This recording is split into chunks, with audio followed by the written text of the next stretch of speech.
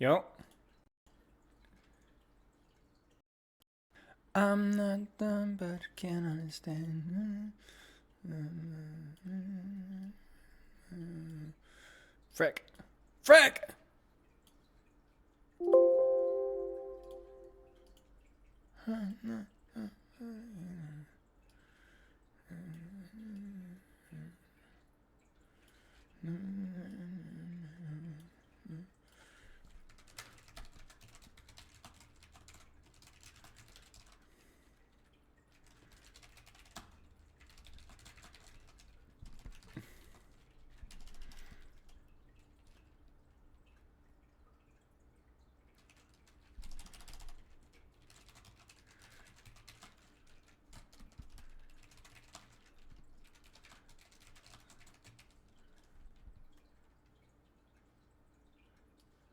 Weekend mode?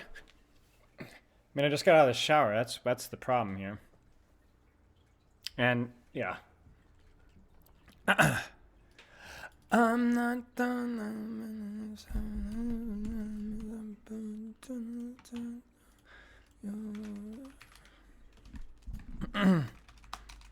I was coaching.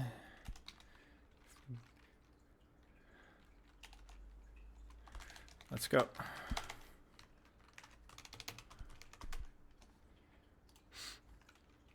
like a superhero? Why do you say, what is that growing out of your head, and then say you look like a superhero? Like, talk about the epitome of mixed messaging. Thank you? No.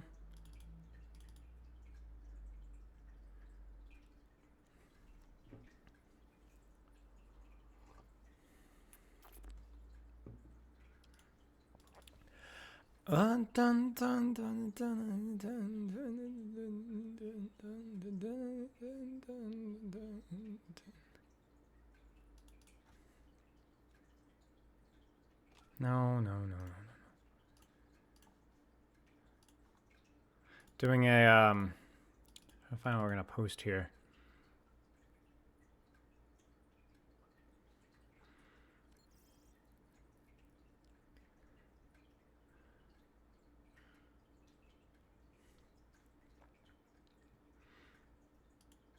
That would be funny.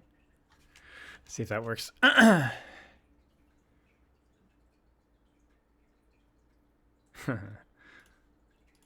Maybe we'll do it on YouTube too.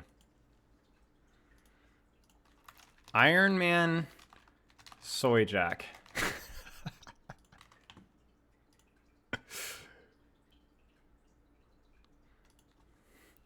Hulk Soy Jack. 안녕. 안녕하세요. No. Marvel Soy Jack. Please.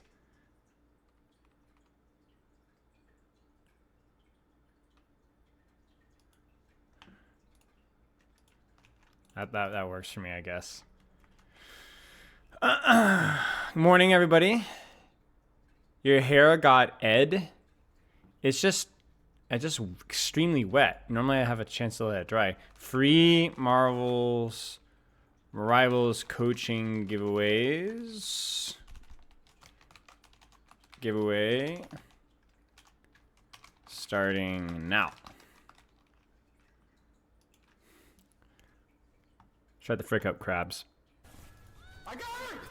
Frankie Tanky, thank you for the 1 bit. Was the shower cold? No. Ends game, thank you for the sub.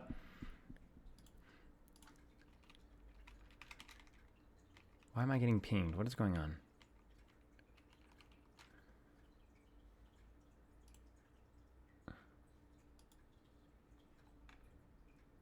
Wow, Spylight's so cool. He's streaming that it's so extremely awesome. Yes.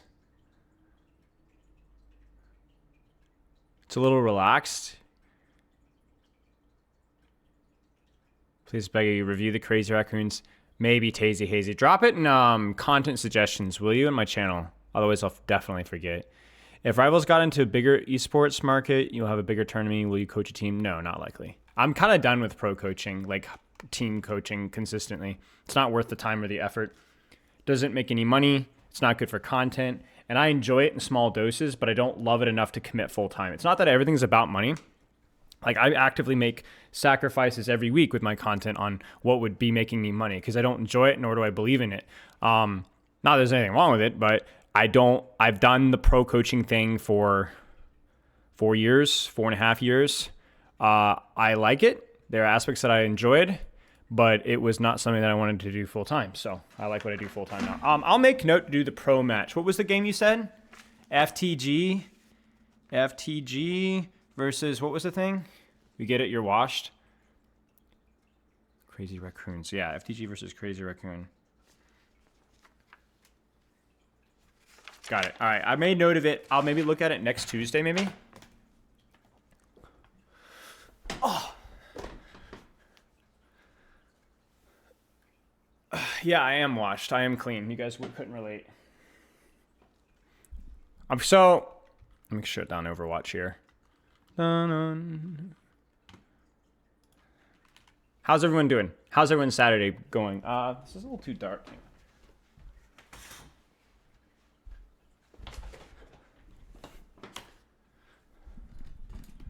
Coach should never be washed? Sure.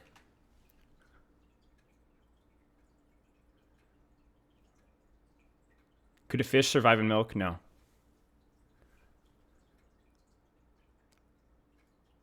No way there's an update on Tuesday. They just updated this past Tuesday. There's no way they do it back to back, yeah?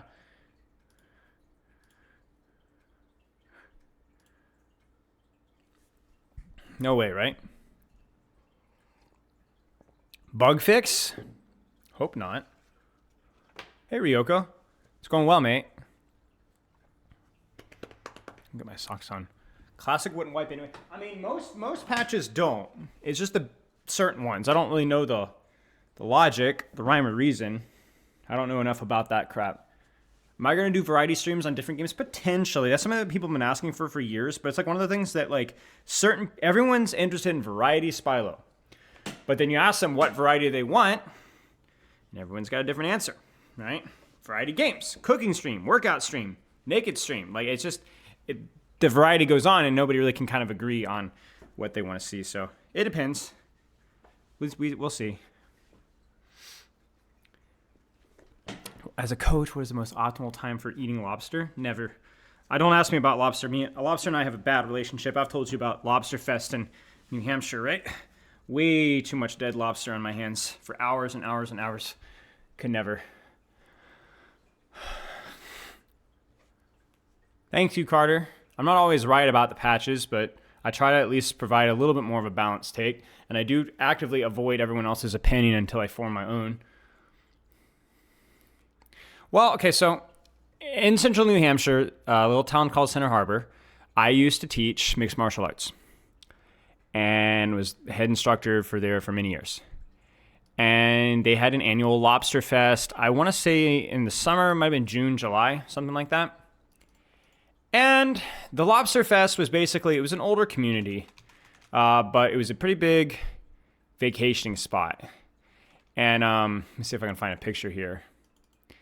And basically, it was like you could sign up for a lobster dinner. I don't remember if it was charity or it was just saving money for the town.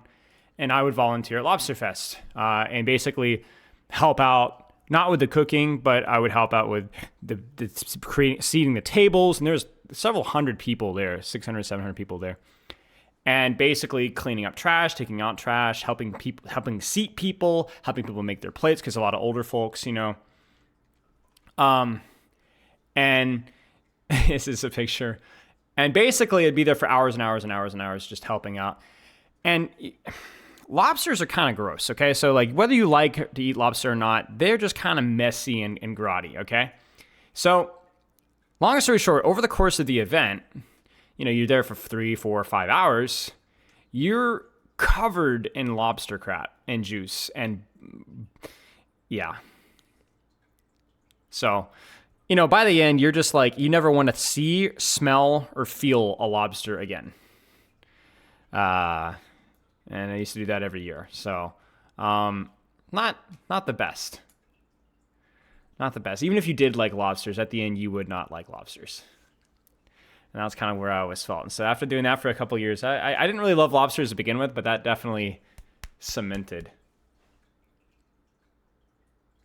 I don't even know what that sentence means, Inks game. Nice, Carter. Enjoy the new PC.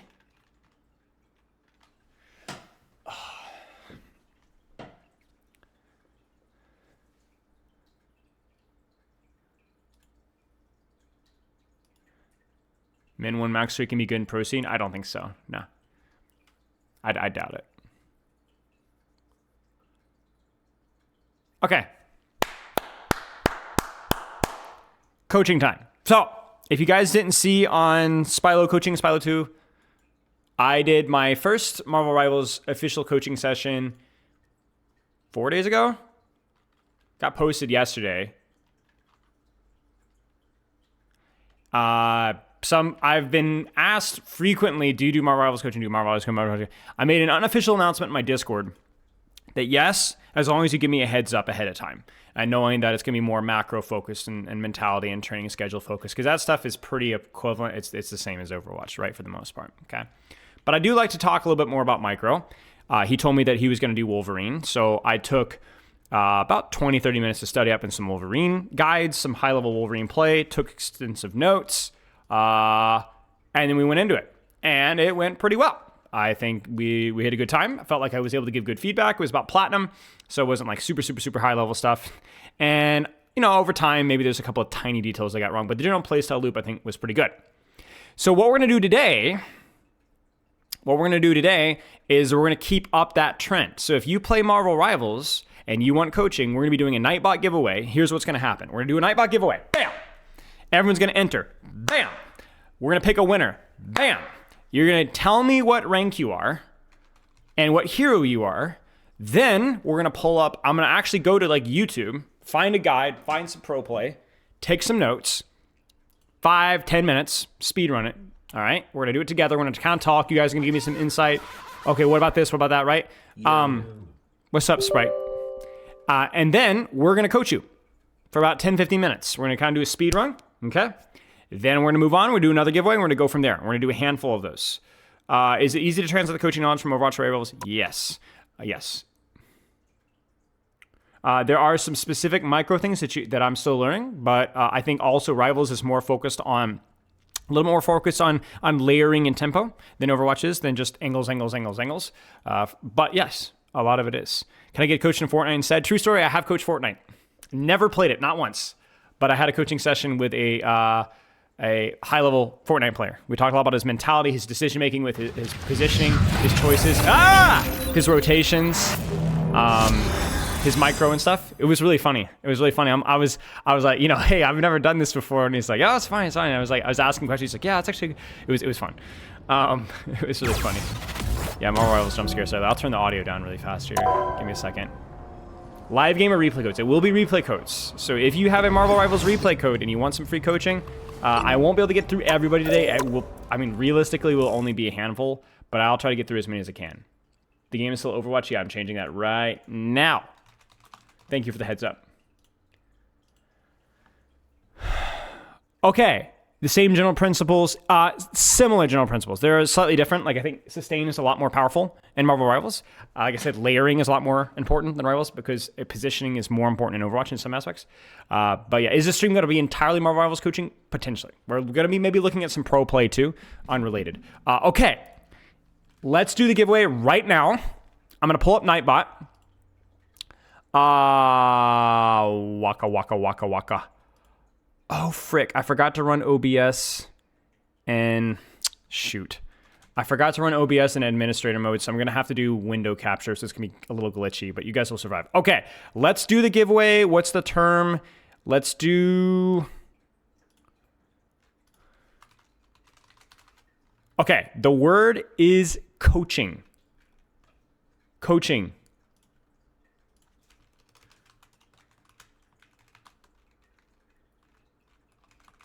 All I need from you is a replay code from Marvel Rivals, and obviously knowing what hero that you're going to get coached on. Genuine, thank you. Layering is just basically using an ultimate and then responding with an ultimate, and they respond with an ultimate. It's basically like cycling cooldowns and not just dumping everything at once. So, you know, not basically don't stack support ults, don't stack multiple, don't lamp as Loki, right? And then also use your soul bind as Adam, right? You want to kind of like have one thing to deal with one thing and then one thing to deal with one thing. You don't want to blow both of your ults that can counter by one support ult, that kind of a thing. Why did I enter? That's a great question, mate.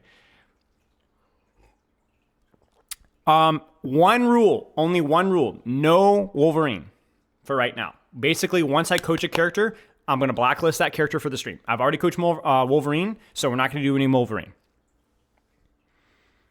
Re-enable Jag. I think I did it. Frick, I can't. I don't know how to do this. I'm not going to reset all entries. I'm sorry, Jag. That's okay, Jag. It's okay, Jag. I'll reset the thing in a second, so you'll be re-entered the next one. Also, frick you, Jag. Okay, let's choose a winner here. Oh my gosh. Sarah Lee? Bro, do you even play Marvel Rivals? Yes? Okay. What hero are we going to be looking at, mate? You're Diamond 3 right now? You say that like that's impressive. Sarah Lee, what's your rank? Diamond 3, what hero? Luna Snow. Oh, no. Oh, no, guys. Oh, no, Luna Snow. All right. Don't drop the code in chat just yet. Don't drop the code in chat just yet. Luna Snow Game Pro Guide. Why not? YouTube, what do you got for me? Let's look for something a little bit more recent.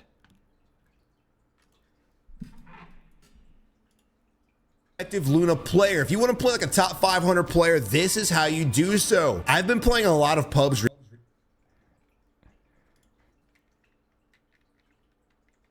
Hang on. What's going on, everyone? It's your boy Zuko here, and today I'm going to be showing you guys. All right. I gotta get my headphones on, y'all. I'll pull it up. Give me a second, guys. And maybe y'all could chime in with your own thoughts here. We're gonna go full brain rot 2.0 speed. Luna Snow. What do you got here? My advanced guide for Luna Snow. Number 1, she has no limit to her healing range, so you can heal all the way out here. Her left click is a hit scan for healing and for damage. It actually does have a little bit of an upwards level vertical recall, as you can see there. I am not doing this, the game is doing this itself. So if you want to counteract this, you can kind of just do down right. This will allow for your heals to stay rather consistent. It does quite a bit of damage whenever you get all headshots and then all body shots. It'll actually do quite a bit of damage as well. Now, your healing output for this character is actually rather insane. As you can see, she's doing pretty good healing, about what you could expect from a cloak and dagger. Now, the next thing that we're going to have to talk about is her E. Her E is basically this guard. Now, whenever you heal someone else, it'll heal the person that has your E on them. What this E is basically, it's basically a little bit of a passive healing sort of option. It'll give them a percentage of the heals that you're giving to someone else. So if you're healing a bunch of your other team, they'll go ahead and be kept alive just a little bit. Now, from my playthrough with this is not very useful, like at all. Whenever you're using it like so, where let's say you have Iron Man and you put it on them and then you go ahead and focus on someone else, this little baby healing is not enough to do anything, to make any sort of changes. You're still going to have to look at them and then heal them, because that little baby healing from that passive, it's like that passive healing from this is not good enough. So what is this used for? This ability, I want you to think of this as you giving every single person on your team an honor grenade boost. Because the moment you put this on them, again, it gives them a percentage of the healing that you're doing. But if you're healing them while you're doing it, look at that burst. That's 2 shots that just brought them from 0 health to dang near like this. So bing, bing, bing, bing, bing, bing, bing, bing, bing. This is how you're supposed to play this. Now, this does not have a cooldown, so you can actually do this 24/7. This is basically, essentially, you having a free cloak and dagger health boost infinitely throughout your entirety of you healing someone. So this makes it to where if you put this on someone and then shoot them with your primary fire, they can't die. You're just giving them the strongest burst healing possible in the game. Think about this. Boom. Look at that.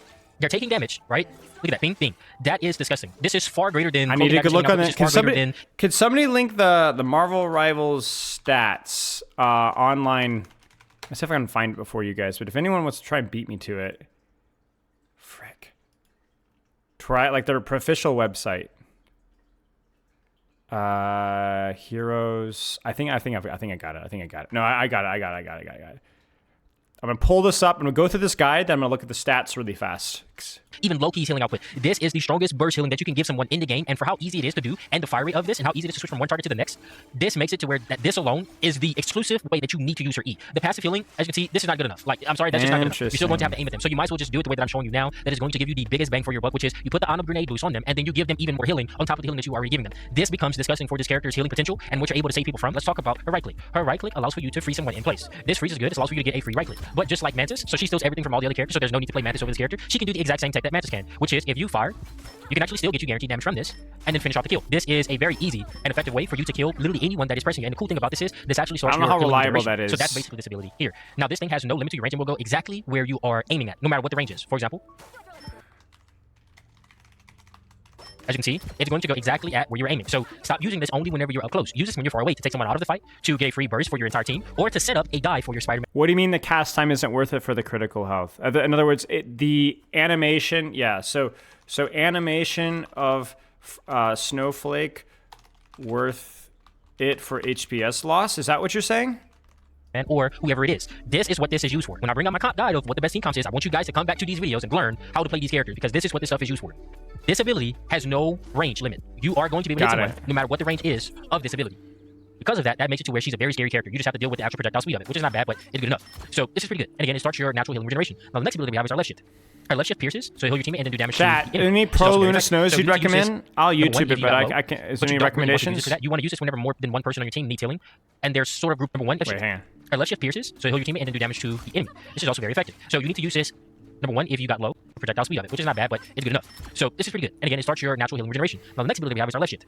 Our left shift pierces, so heal your teammate and then do damage to the enemy. This is also very effective. So you need to use this, number one, if you got low, but you don't really want to use it for that. You want to use this whenever more than one person on your team needs healing, and they're sort of grouped up. That's what you need to use this for. Or whenever you're low. Sal, think about the sub. Low, you have two ways to give yourself healing, which is this one and then this one. Both of these, whenever you click the buttons of your left shift or your right click, will begin low. And if you are low, you have two ways to give yourself healing, which is this one and then this one. Both of these, whenever you click the buttons of your left shift or your right click, will begin your healing abilities for yourself, which means self-sustain. So this is very important, and you need to have these mastered. Moving on.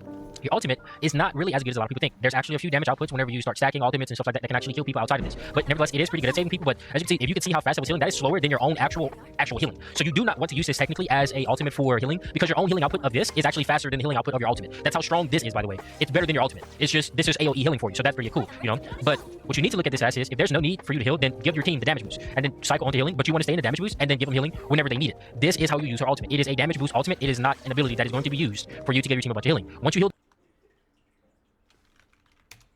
Okay, we're gonna call it there for that one. I'm not... Something ain't right here. At triple, because like your healing per second in your ult is what, chat? So you're telling me single target healing is more than 250 per second? You're telling me 250 per second? No, seriously, we're committed. Huh.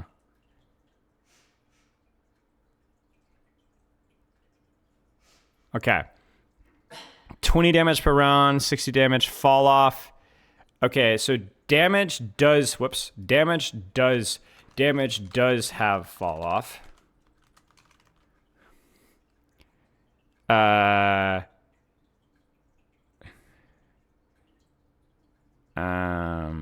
60 health, 0. So it's like 120 healing per second minus the stage. So that would be like 100. It's like not even 2/3 of the healing from ultimate. So this guy is like way off. Like it's not half, but it's a lot less than the ultimate. All right. Damage boost is 40. I mean, that's pretty good, chat. That's pretty darn good. We got to keep that in mind. 40% damage boost. That's more powerful than Juno will. So there's going to be situations where that's appropriate. All right. Shift would be fire ice shards for a short duration, damaging enemies and healing, restoring her own health. So it is a self heal. 75 health per round, 1.43 rounds per second. So wait a second. Is that a healing drop off? Is that a healing drop off? Healing per second drop off? Am I crazy? 75 health per round, 1.43. And then this is 0.560. So it is a healing drop. I mean, it pierces. Yeah. But single target healing drop off?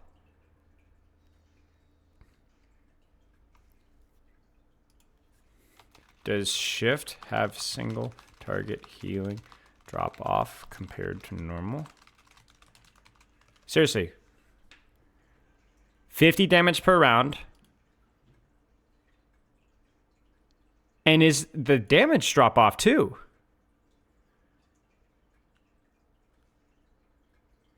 Yeah.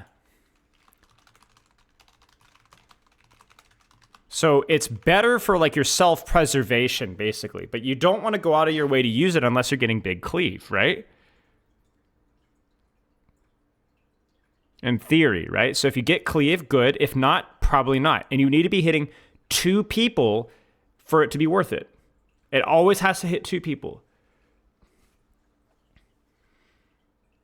Got it, Sarah. So it's not a guarantee that you're going to hit all 3 either. Shift may be easier to hit 2. Got it. Okay.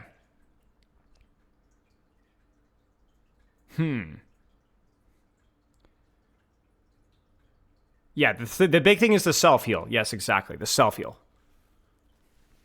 But it's not something that you would go for like... So a lot of support cooldowns have 2 purposes. Selfish or tempo. In other words, not tempo, but like offensive value or just general pressure. Like think of it like an anti-nade. Nade yourself or nade the enemy team.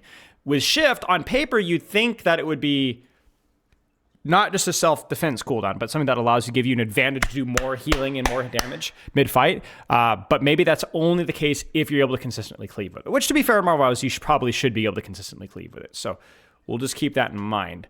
And if it always cleaves, if it cleaves friendly and enemy... Shift worth? Question? You get what I'm saying? Got it. Okay. Share the stage. 35%. I don't know, man. We'd have to take a look at that one more carefully.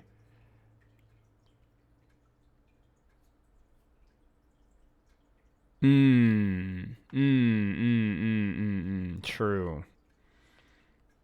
I don't feel like... I'm thinking about what you guys said about opportunity cost of pivoting the snowflake around, and that does seem like a big thing. It's worth doing maybe if you're consistently healing a larger health pool, but I'm not so convinced beyond that.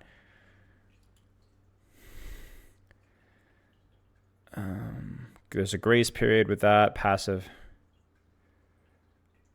When casting ice arts. Or absolute chair. Oh, wait, what?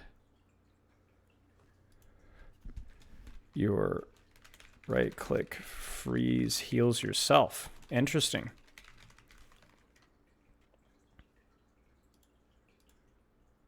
Ice skate's kind of irrelevant.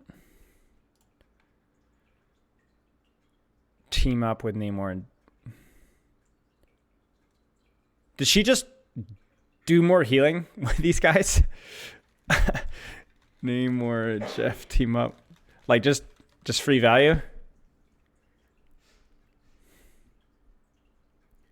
Okay, got it. Guys.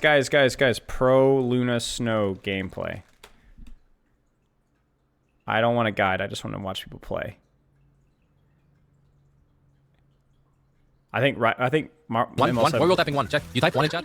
1. Probably not a bad choice. MS Heaven will do well, I'm sure.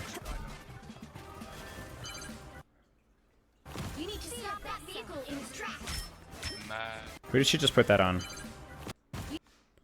Wait, how the frick did she make that jump, chat? How the frick did she make that jump? She could jump that high? What the heck?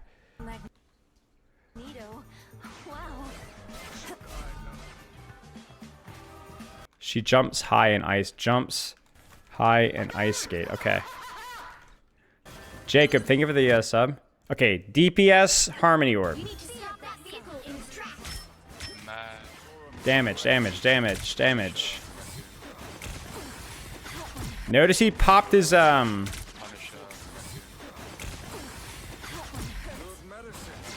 did he do? Did he use his freezer? No, he didn't. He popped his shift. He's kept the heal orb on Gala, by the way, Overwatch player. Now he's popping shift for cleave. Keep this on the tanks, actually. Should keep this on Black Panther. Didn't realize we have one of it in the back. And now he's heal amping tank. Cycles it to Black Panther. But you know what, chat? Right there, you question the opportunity cost there. You get what I'm saying? Oh, he did use his freeze. I saw that animation. I was like, did he not use it? Got it. Okay, so he just spammed it just because. You wonder if using... Chat, this is it right here. I think using the snowflake here was a mistake. You see it? He's in the animation there. And then he dies.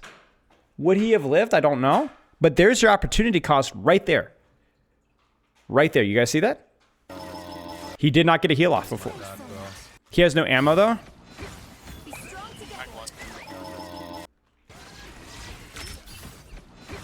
Yeah, true. That's true.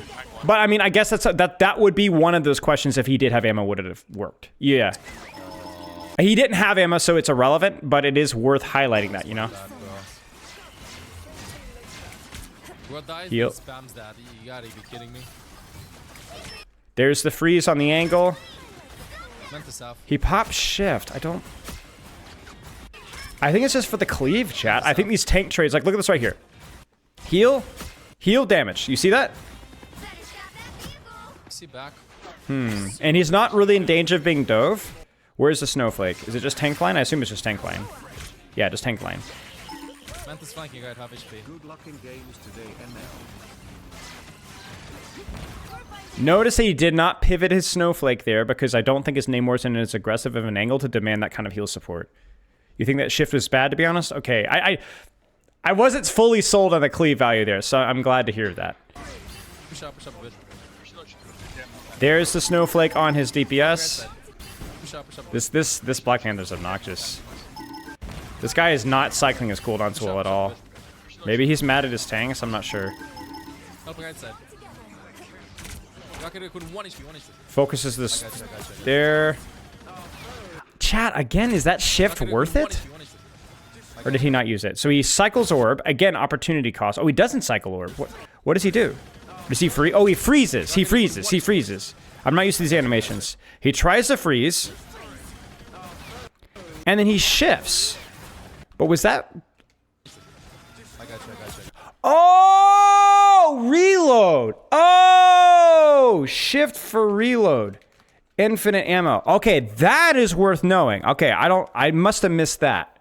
Oh, because I was saying, this doesn't make sense. Lower healing per second. You don't need the cleave from this. Ah! Good. Thank you. Would you just cancel, though? Because when you end your shift, do you automatically have a full clip? You do. Would you not just pop it, get one heal off, and then cancel? Or is the animation of canceling it... Don't think you can cancel it. You can't cancel shift? We'll try. Can't cancel. Unfortunate. Namor top right, half HP. That would... Okay. I gotta play with my defensive. Why did he shift there? Did he just expect it and then just... Play with my Or did it... I'm so confused. What happened to the shift, chat?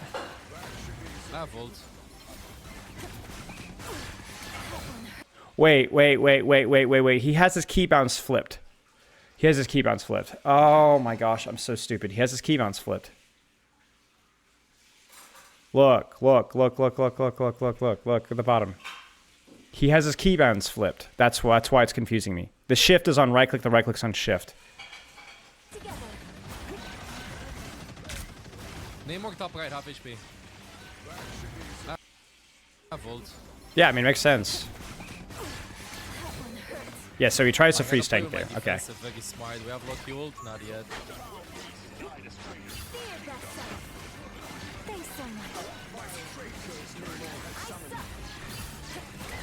Why are we popping our shift here?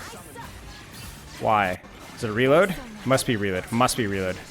Yes, it's reload. Pops ult there. Too bad he didn't watch the most recent Luna Snow guide that we saw, because he would know that this is just lower healing. That's a joke, guys.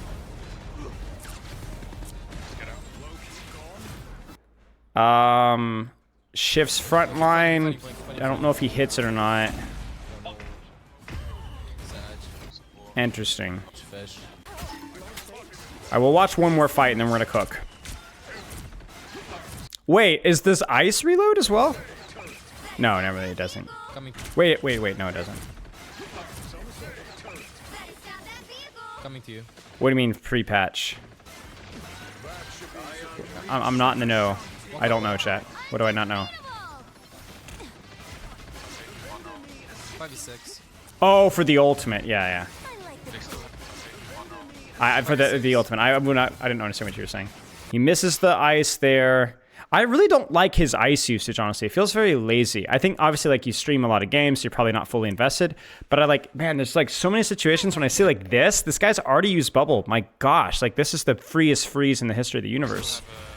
And I assume this is more for self-preservation than anything else. Magneto half right side. Read the map. Should Magneto. Magneto. 20 pushing left. Like, don't use the freeze. Don't use the freeze. Don't use the freeze. Don't use the freeze. Or he uses it there, I guess. Now he's just full damaging because they copied Luna. Why does he shift there? I don't know. Nice block. Nice block. I mean, yeah, this is Luna. Yeah, just play slow. I feel like we should stop forcing. Wait for them to come to us. If there was a better angle on this map, I wouldn't mind him swinging wide for a better sight lane for freeze and damage, just in case. Maybe like a better cleave, but yeah. Okay, let's take a look. Sarah, do you wanna drop the code, mate? Do you wanna drop the code? Let's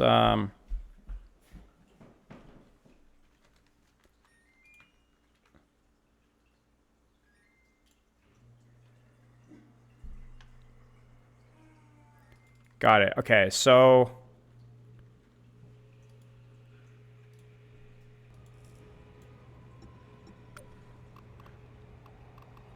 wait, I did this. How do I do this? History.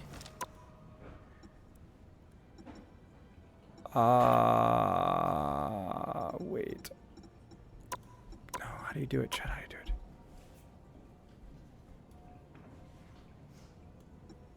I forget how you do it. I did this the other day. It took me a little bit to figure out. Favorites. That's right. Favorites. This is so. And then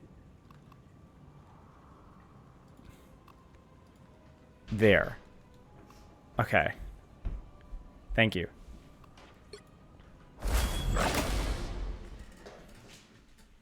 Coaching at Gold 1. I haven't played since the reset, you morons. I hit Grandmaster. Get fricked.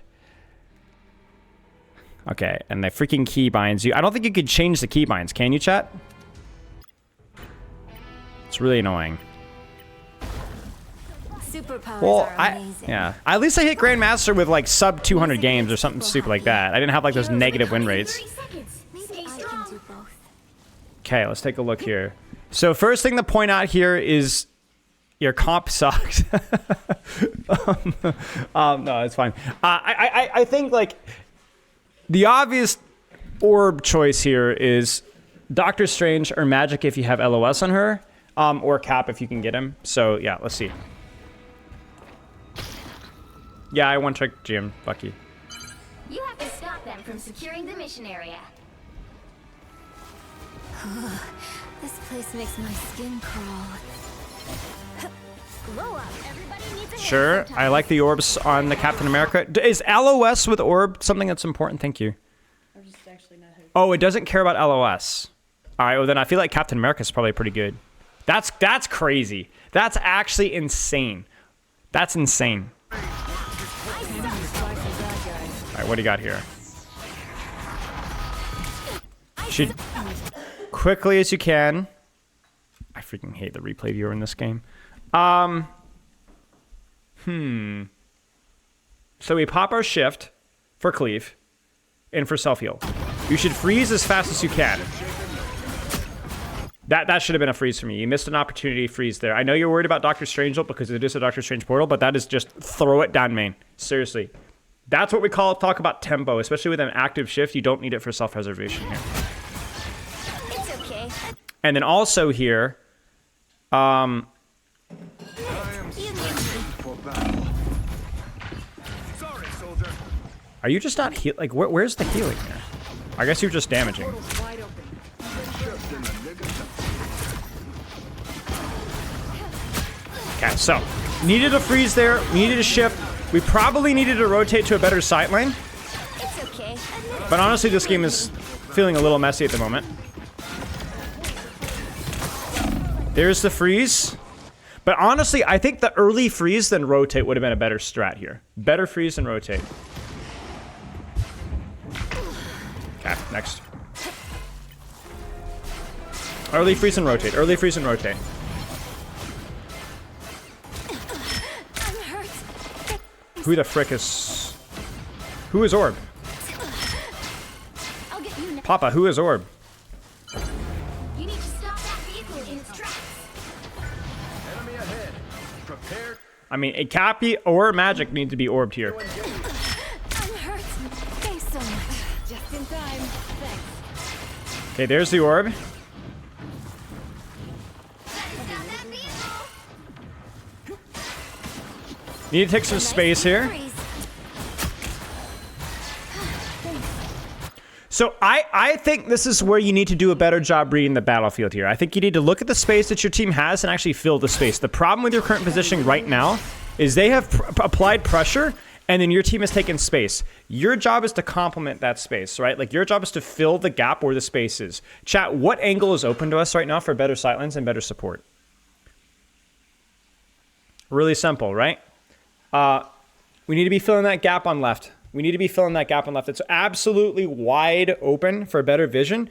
You need to be rotating left. I don't think right is the play. I think it takes you off from your team's LOS. I think you need to be rotating left. I'm not as familiar with this map. Yeah. So I would go as far to say, go here. You have your shift. You have your freeze. You're allowed to hold this angle. You need to be here. If you do not push forward, your team will lose this resource trade because they don't have support and the enemy team does. And then you will be forced to hold this position anyway. So it's about preventatively holding space. Fill the gap.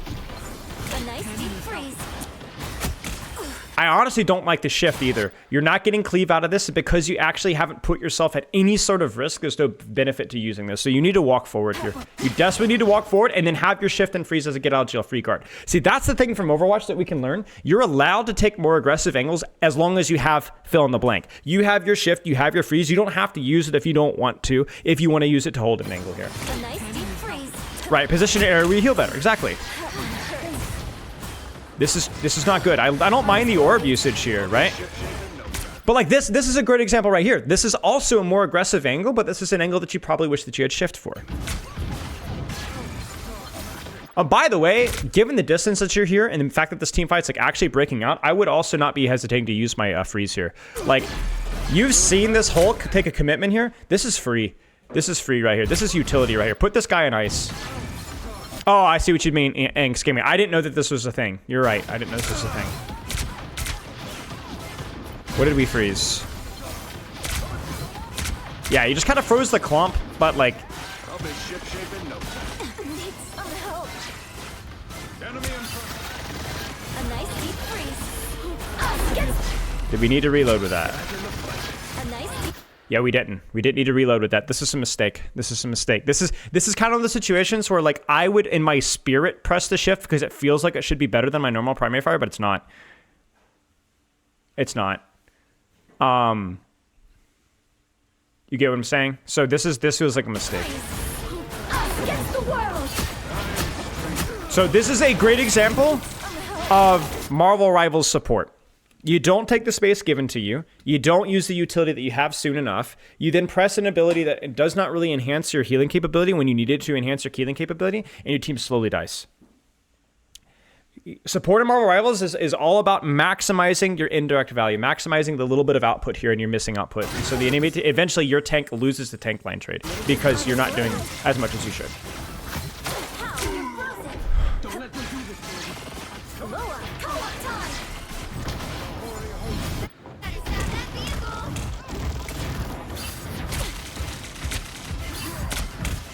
Sure. I don't understand the shift either. You're in full safety mode and you pop shift. Don't do it. You need to be damaging, you need to be healing here.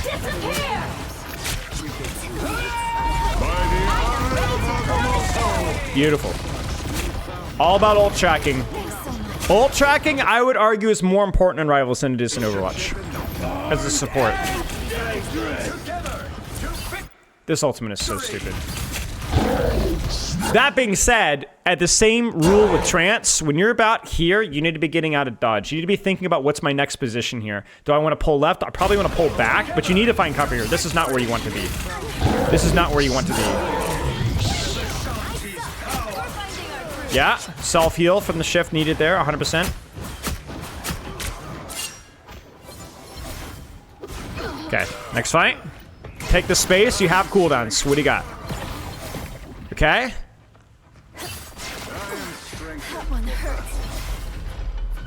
Who's got your orb here? Who's got your orb? Nobody's got your orb.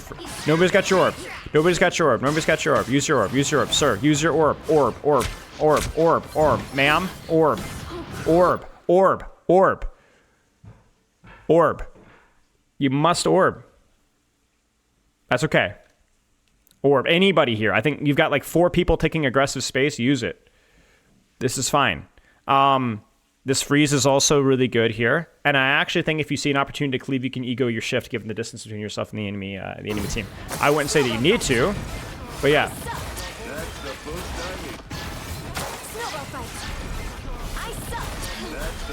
Yeah. I think you're making the same mistake, Sarah, that I would make, where it feels like shift is an enhancement and it just isn't, right? I don't see the cleave that you're looking for here. You're not getting the reload. You don't need the self-heal. I just don't like this shift. Like what this shift means is then this position is no longer safe, because if you get pushed from that any angle on main, you're going to have to back off. Your cool. Yeah. Like this doesn't make sense. Like I keep feeling like these mid-fight tempo shifts just feel like, so I can do more, but you're not doing more. Like I've established there's very specific situations in which you use your shift as tempo, like to keep the fight, to increase the value, and this is not it. Your cleave isn't mattering there.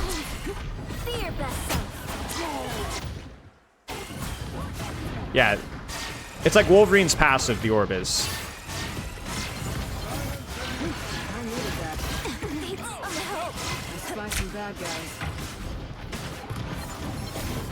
I wouldn't mind looking for I wouldn't have minded you trusting yourself to hit the freeze here, to be honest with you. Shift is easier to hit, shut the frick up. Like right here, like to be honest, like mate, you have help, you have your freeze. You can handle this, mate. I believe in you. I was worried. Against the world. I like Yeah, I don't know. I'm really and that was a Marvel. That was a Marvel Rivals. That was an ML7 freeze right there. That was an ML7 freeze. You're not aiming for any specific target. You're throwing it down a choke. Don't do that. Don't do that with sleep dart. Don't do that with your freeze. Because I guarantee you, right now, you wish you had your freeze. Right there it is. Self-preservation is fine. You're dead though. Goodbye. Let's look at one more fight. Let's actually look at an attack fight here, just to make things up a little bit. Let's see what you got. Ah! Why did it go to her? I'll be ship-shape in no time. Punisher players are complete morons, and I mean that as disrespectfully as possible. I'll be ship-shape in no time. What is this guy doing?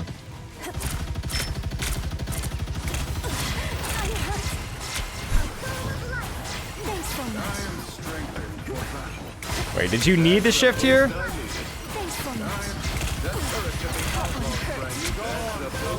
You popped shift after you were already getting healed. Son of a gun. Was it reload? Was it reload? Incidentally, yes, but I don't think that was in the intention. I'll respect it.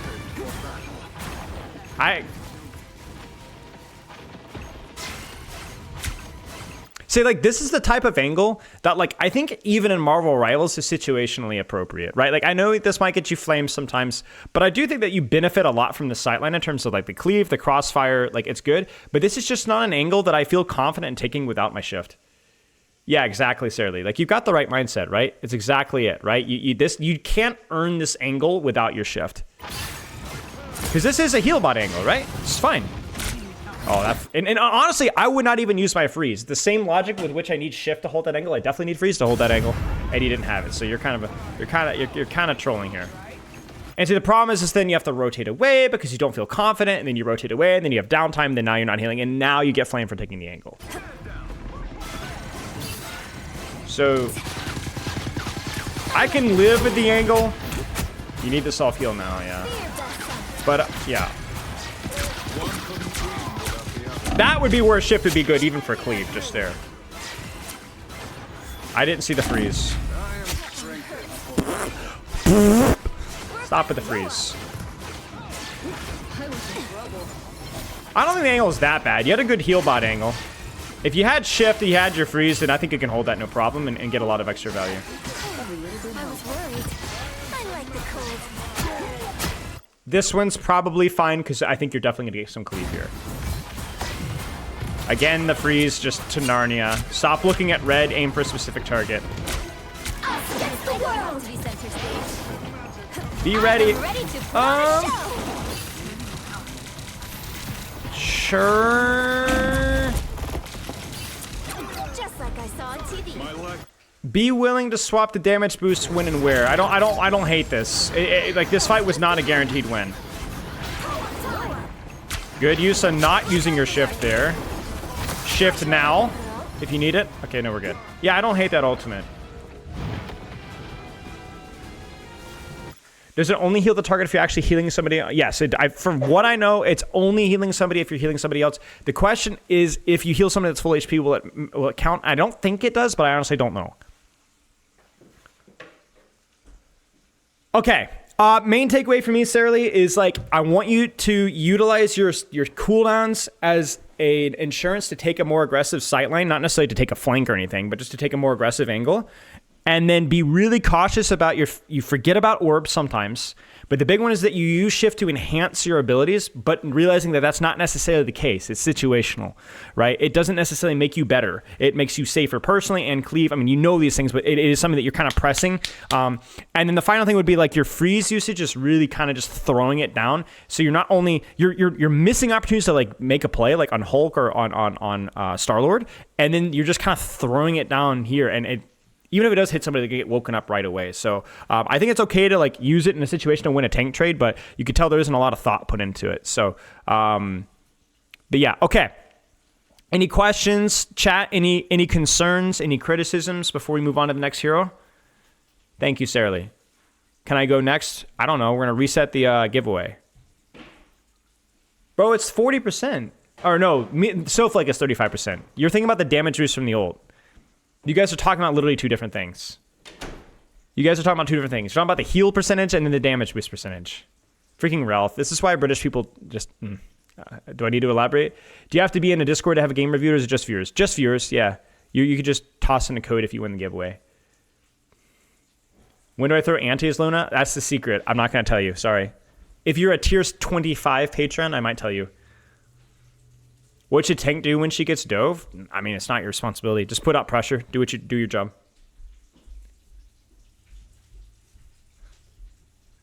Thank you, Martin. Let's continue here. Freaking, I wish to goodness I can't restart stream now, sadly. There, it's so clunky. Okay. Let's do a Nightbot giveaway. Let's refresh. And then we'll do another Nightbot giveaway. So Marvel, Why is Joel on the ground? Mario was playing with him. What? Yes. Rivals, gosh, my words. Wolverine is banned. Luna Snow is banned. No Wolverine or Luna Snow coaching. The key word is coaching. So if you're not a Luna Snow player, not a Wolverine player, say coaching, and you'll be entering the giveaway. Thank you, Navi. Yeah, I mean, it's not the best coaching because, Sarah Lee isn't invoicing me, and there's not a lot of questions and answers. Not a lot of discourse, to be honest with you guys. It's just kind of like, don't do this, and this is why. It's like, it's an all right review, I hope. But, that's just kind of the nature of what we're doing today. So, it's good general advice, I think.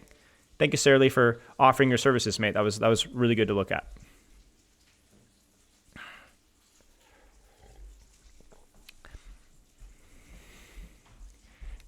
Thank you, Sarah Lee.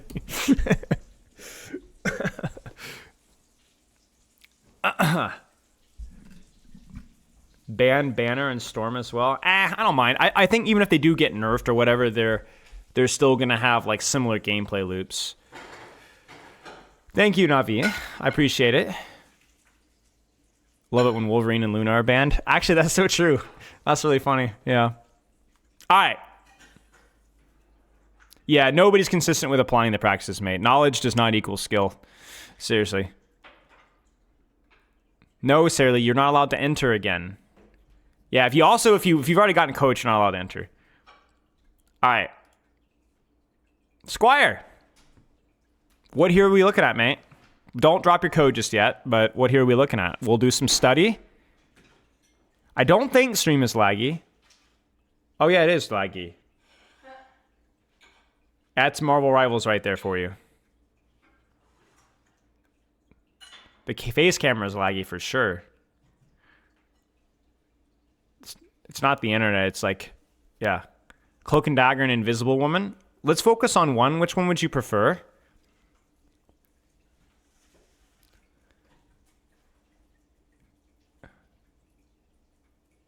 When did I turn Australian? What do you mean? You said mate. Oh, I say mate. Do you want lunch? Invisible one? All right. Do I want lunch? Sure. Also, look how nice you're off. You see, it's all good now. Ha ha ha. Zam, zam, zam. Weird. I don't know what's going on there. Okay, Cloak. I know it looks good. Cloak and Dagger Pro Play. Let's see if we get anybody good here. So let's actually, before we look at the thing, let's look at the stats really fast here, y'all. Yeah, dude, everything feels so laggy. Freaking. Maybe if I, like, leave the replay viewer, maybe that will help. Yeah, Luna will kill the stream. Okay, so I'm a little bit more familiar with Luna, Cloak and Dagger, but let's see here. Inflict continuous damage. This is the Moira right click, 75 damage per second, 20-meter range, no critical hit, no surprises. Single cast projection, 15 damage per round. You can fire 2.75 hits per second, so it's like 35 healing per second or something like that. Dude, I'm so stupid. Please, please have mercy. Please have mercy. Please have mercy. Have mercy. Have mercy. Have mercy. Have mercy. Have mercy. Sorry, dude. I'm literally confusing Cloak and Dagger and Invisible Woman in my coaching. My brain, it's the same person. Okay. Or projection. Lots of force field. This one cleaves, I believe. Yeah, cleaves. Has like, but it doesn't. Has like kind of mid-range. Yeah, 30 meters. It cleaves. Healing is really good. It's like double healing. Yeah, double healing. So a lot of healing. Is that racism? Yeah. Guardian Shield, you can constantly reply that. What's the cooldown? There's like no cooldown, right? Yeah, yeah. It just says after destroyed. 50 recovery. Reproject. Okay. Slow duration. Oh, I didn't know that. What the frick? I didn't know that. Yeah, the cooldown is kind of irrelevant, to be honest with you. It's like usually in like some of the shield games I've played, if you let your shield break, it's a longer cooldown than normal. But I think this one's like basically the same. So yeah, actually, that's a great question. I don't want to look at any. I don't want to. What skin do you use? I should have asked before. I'm not freaking coaching nudity here. I really opened myself up to that one, didn't I? Didn't even think about that. Shield slow. Yeah, I feel like. Question about tank trades. Interesting. So I don't care about your skin, bro. I don't give a frick. Here's the thing, guys. If you think about it, the shield being slow, giving a slow is really interesting because most of the time you would think you wouldn't use it in tank trades because the healing per second is not all that great. I mean, okay, it is good, but like it breaks so fast in tank trades. But like, I guess you could see a situation like a slow in a tank probably matters more. And it's a lot harder to put on a DPS. Phrasing. About what? To be fair, it's tamer than the comic. I mean, I don't give a frick. I know what to expect for comics. I know what to expect from comics. 50 per second, 3 meter radius. It's really tight. Nudity? What do you mean? I just said nudity. What are you guys gonna do about it? Nudity, nudity, nudity, nudity, nudity, nudity, nudity, nudity. Get the frick out of here. Shift. Gather psionic energy and cast it upon hitting a target scene or pressing the ability. You can represent the sign of vortex, drawing enemies, causing damage. You know, chokes really good. Self-defense really good. Angles or DPS really good. If this hits on the squishy, it's really powerful. I'm not answering that question, Ralph. Projectile speed. It's fast. It does good damage. The slow is the big one. It's, you know, yeah, I mean, there's nothing. I mean, this is. I've played a little bit of Invisible Woman, and I'm familiar with the kit, so there's nothing. There's nothing really new here. I don't think. You can combo with your suck or push. You can suck them into it. Yeah. Yeah, it pulls. It pulls. It's light, but it does pull. This is a pull or a boop.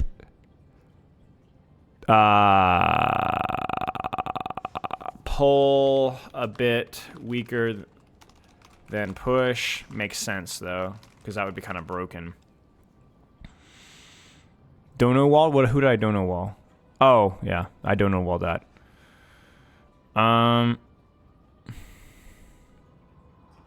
Thank you, Justice. Loves and kisses, mate. Does okay damage. This is really fun to use. Invisible boundary. Okay, this is where I need y'all's help. I'm sure that there's like a little bit of nuance with using invisible boundary. Maybe there's like some detail that I'm missing here, but it really just feels like just use it. You know what I'm saying? Like, I guess it's just a lot of healing and it makes you invisible. And yeah, there's probably some ultimates where it's more useful than others, but I feel like the nuance doesn't really matter that much. It's just too broken for healing. Just place it. I guess the one thing would be like not placing it inside your team, kind of like try to tag the enemy team a little bit with it as well. Because doesn't it do damage a little bit? Or something? Yeah, there's slowed. Sorry, slowed. Wow, that's a lot of slow.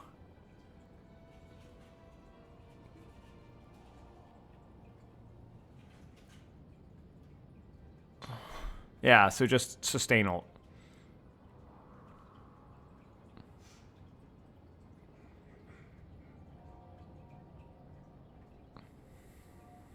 Yeah, Storm Ult's also pretty strong. I feel like Storm Ult was even strong back when she was weak. It was like the only decent part of her kit.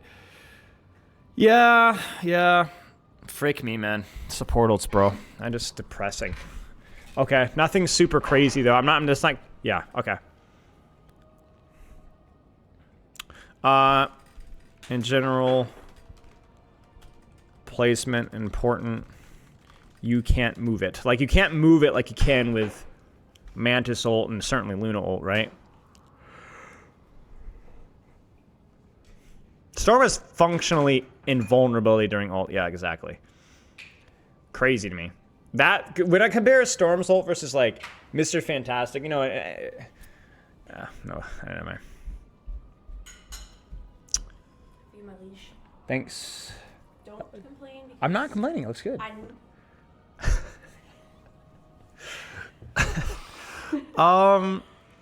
Chat, is there any nuance to using your invisibility at all?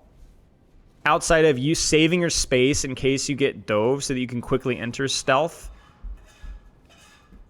I really try to like take different angles with her, but she feels like she just is too slow. And you can take some angles for sure, but like she's too slow. I don't think like it's kind of like Mantis and Luna where like you can take some angles, but like it's not like, oh wow, you're invisible, you can go backline. No, not really.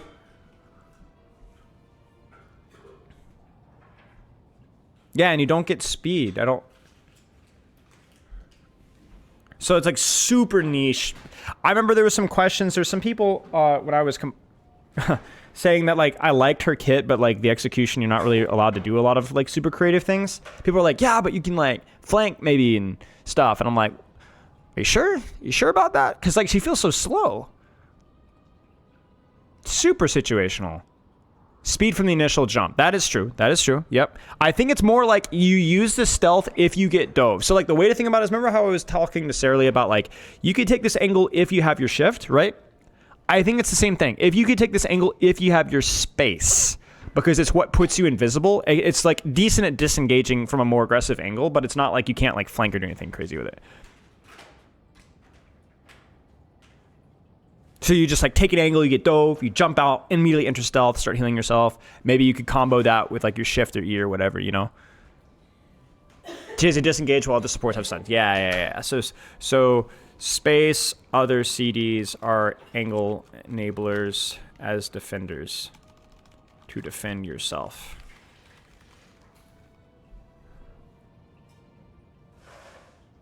Yeah, it more feels like the passive is more about if you get dove, you can space yourself into passive, but outside of that, you don't use it really that much. And her range is really limited. Even the verticality from her space is cheeks. Like, correct me if I'm wrong, Chag, but I'm pretty sure like Luna Snow's jump while she's skating is the same height as your veiled step.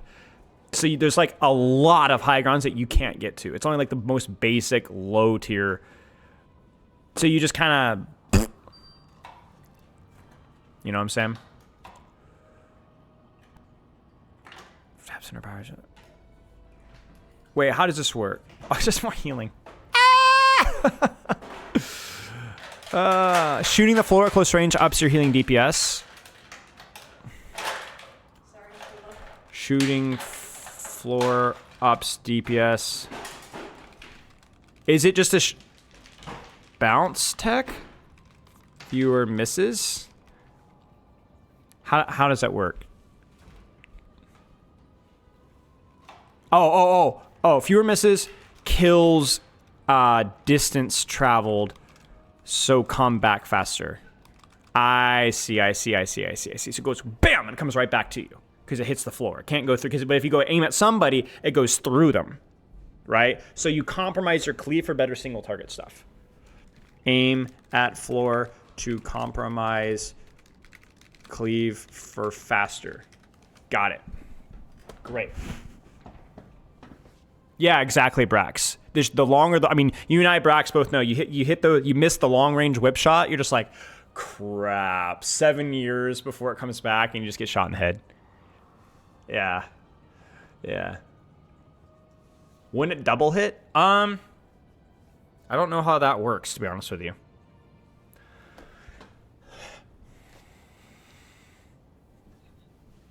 Nice fish. Yeah, I mean, it's just a different game, you know. All right, let's suck this up. Let's get the rolling here. No, not cloak and dagger. What am I doing? Invisible woman. Let's take a quick look at this and see if there's anything. Sure. Well, we'll give this one a shot. To the ultimate invisible woman guide. Sue Storm is an amazing healer that I'm gonna can eat a little project bit, y'all. force fields and has some of the best utility in the game.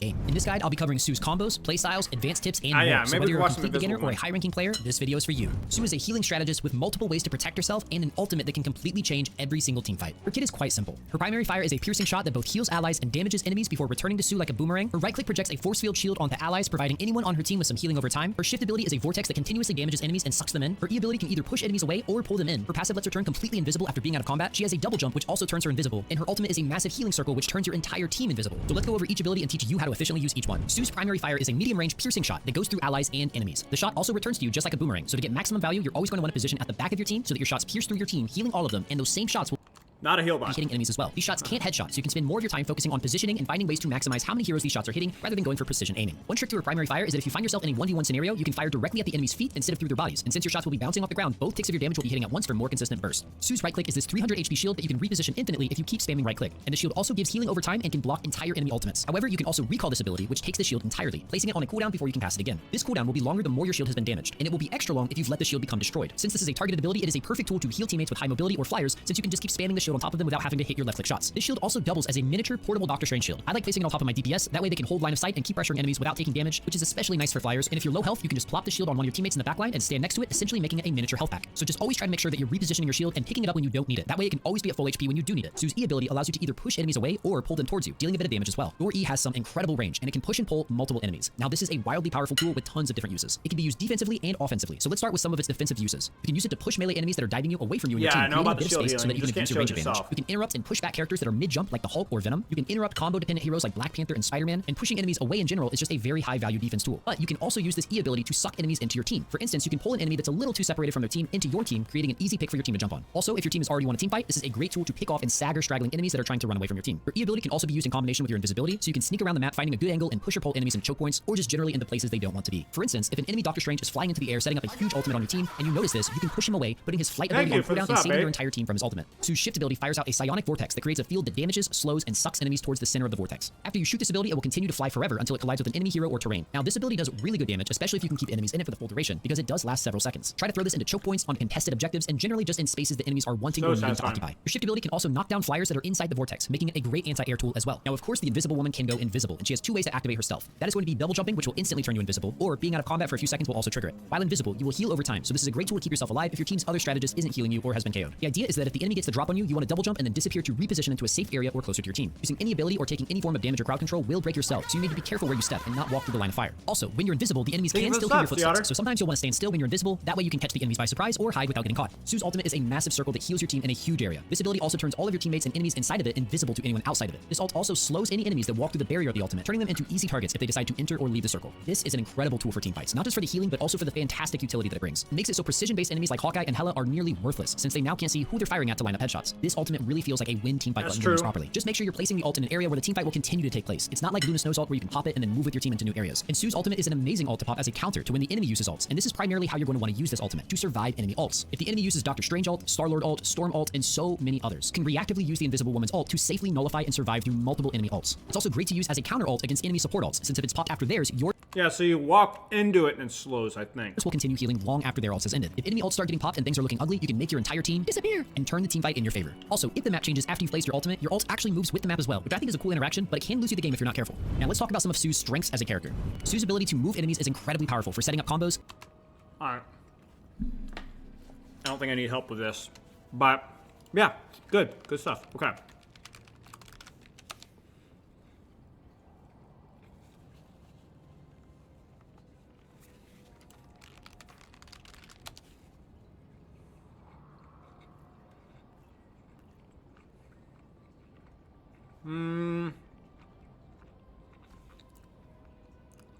ML7, I guess, yeah.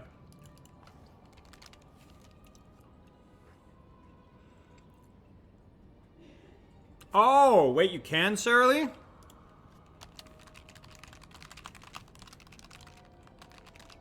Good to know, thank you. ML7 has the skin. Jeez, guys.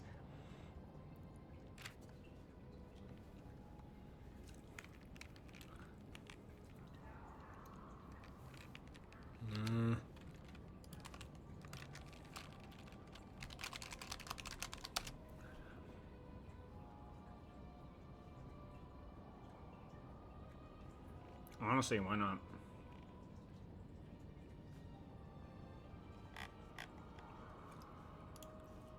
Invisible Woman is here with the arrival of season. To say she's going to be meta. She's doing 1,000 heals for 10. Right there, puts it in front of the man. No. Just off this area. Bro, am I gonna have to just...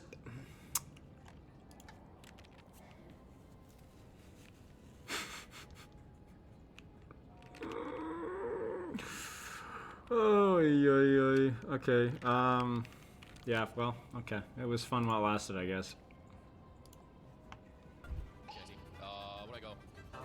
I'm not the type who fades quietly into the I'll make background. Invisible Woman go. Start left, this is the comp that I like playing Invisible Woman.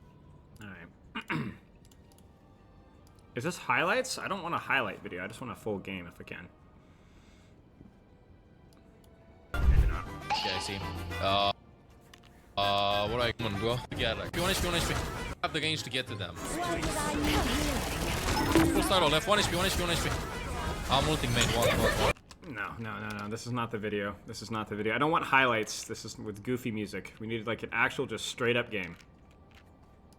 Answer the call. 4, 3. Sure. Better stop that vehicle. Moon Knight placed on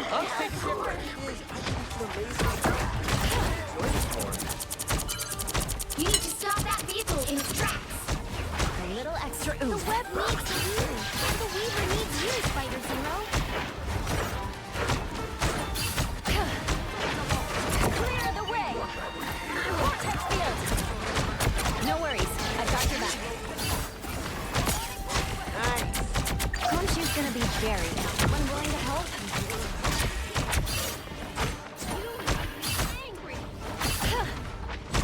Feel the pull. I've got you covered. Psionic surge. They've raided half-lane. Stop them.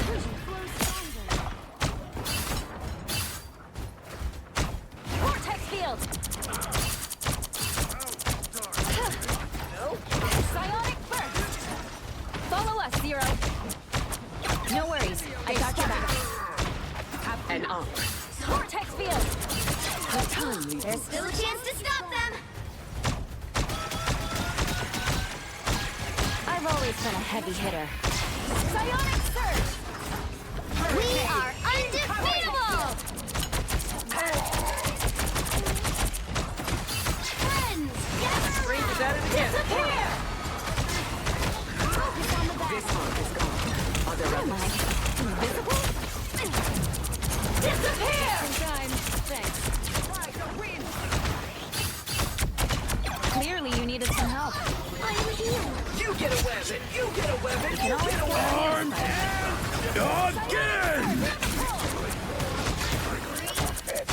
Lightning strikes. They hit a checkpoint. Now might be a good time to stop them. 3. Moon Knight's on, I presume? A little Sure, those are extra bad oomph. guys. Chin up.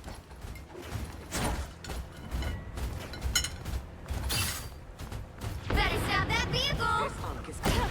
Other a tiny bit. Psionic burst. Psionic burst. Better stop that vehicle. This hunk is gone. Other a tiny bit. Psionic Does it just go through shield? burst.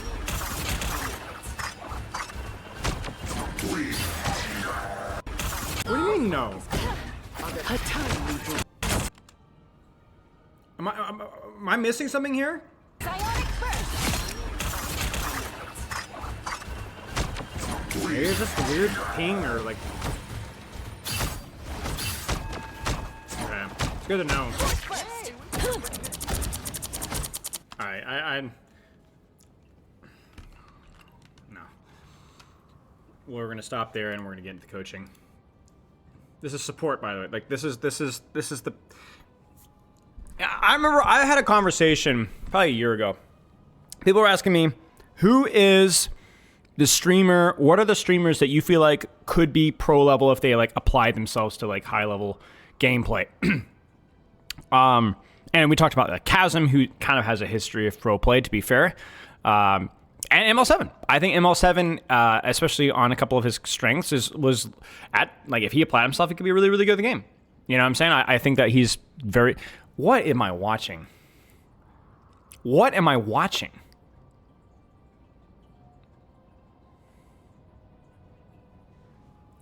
I don't know how anybody has fun doing this, man.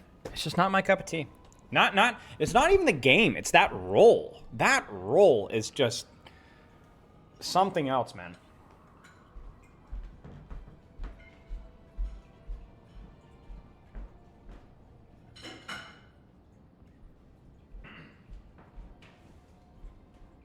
Give me 1 second, chat.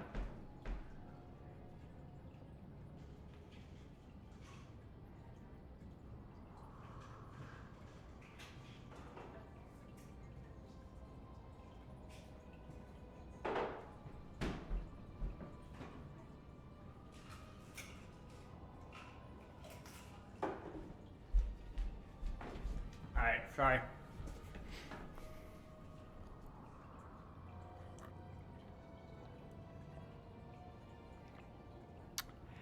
Yeah, I don't know. We'll take a look. We'll be glad to coach it, but holy crap.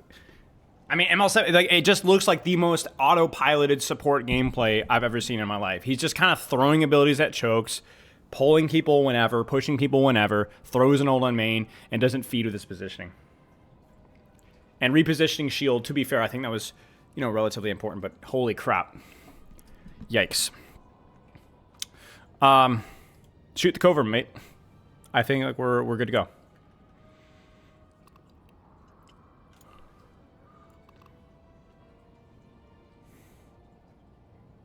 Thank you, Squire. Let's take a look. Need Subway Surfers. Yeah, the problem is that some of you guys didn't need Subway Surfers. Frick me, man. You catch my drift. Alright, Squire, let's take a look. How do I... Okay, chat, I need help. How do I change my keybinds for a screenshot? How do I change my keybinds for a screenshot? How do I do it? Because I did this the other day. It's F12. You know what I'm saying? And it just...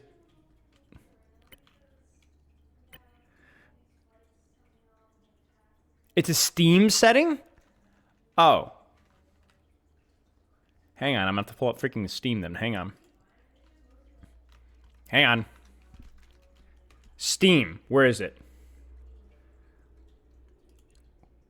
Is it my profile? Settings, Steam settings. Under where? Game recording? No, stop.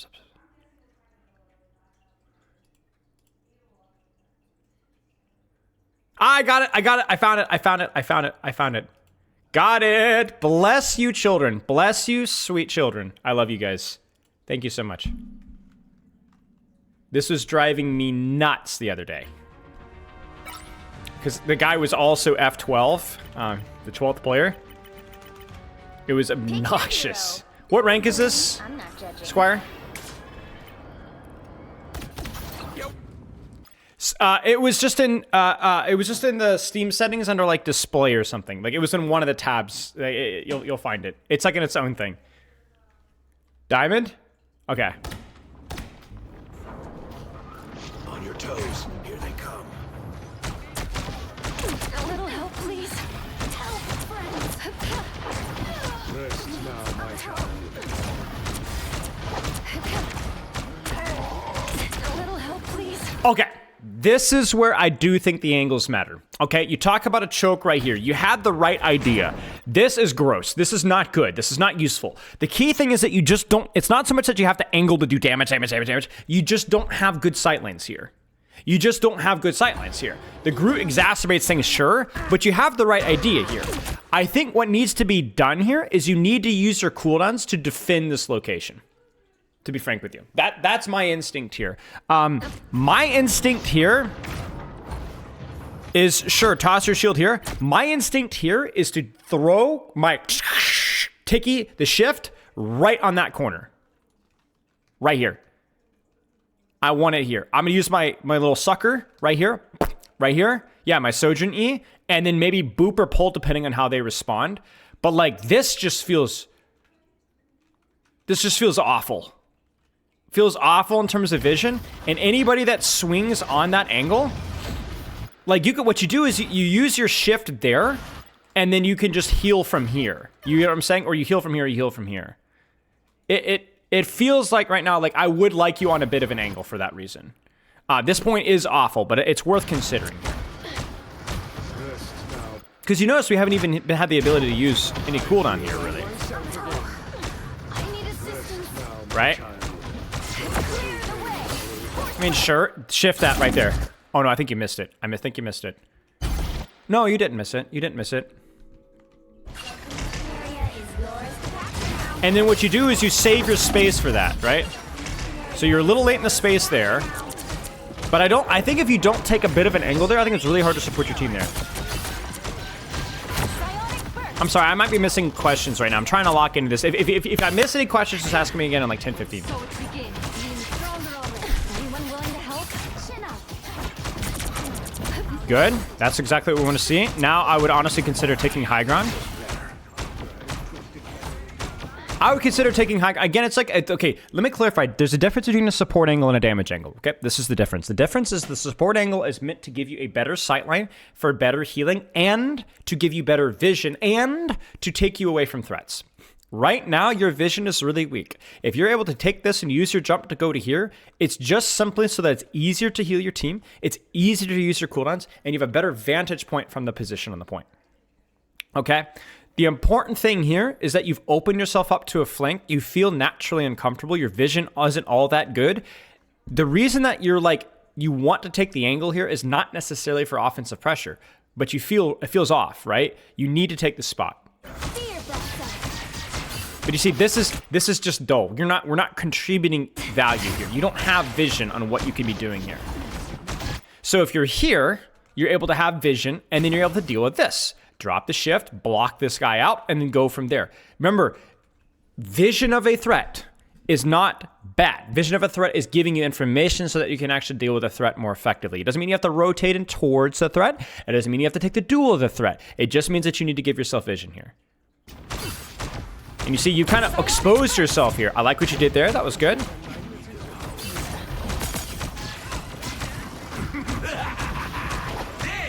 So chat, if we're given the opportunity to rotate here, actually, we definitely have the opportunity to rotate here. I might be cooking here. I think you should space. I think you should space.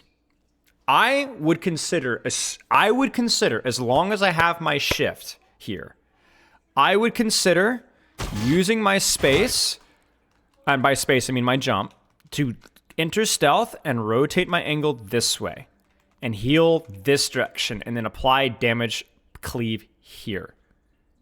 Yeah. Maybe I'm feeding. I don't know. That's kind of what I'm looking for.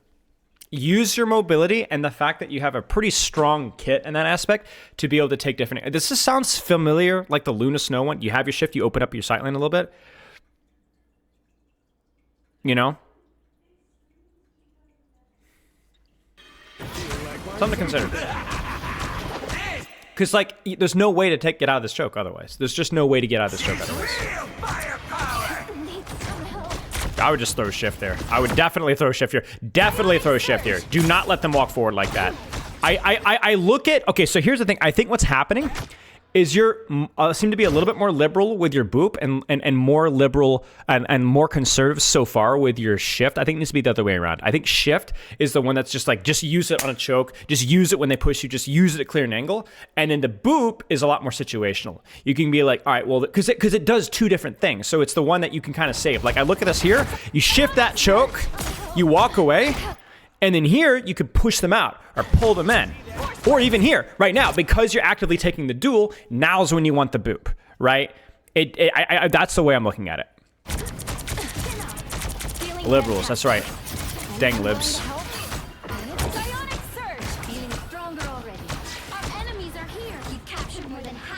And to be fair, like a lot of button mashing with this character, it's gonna take some time to get comfortable. Shield, boop, and then drop shift on that choke right here if you can. Yeah, it was a little slow. To be fair, I don't think there's not a lot you could have done there. Shield heals behind it. 50 healing per second healing.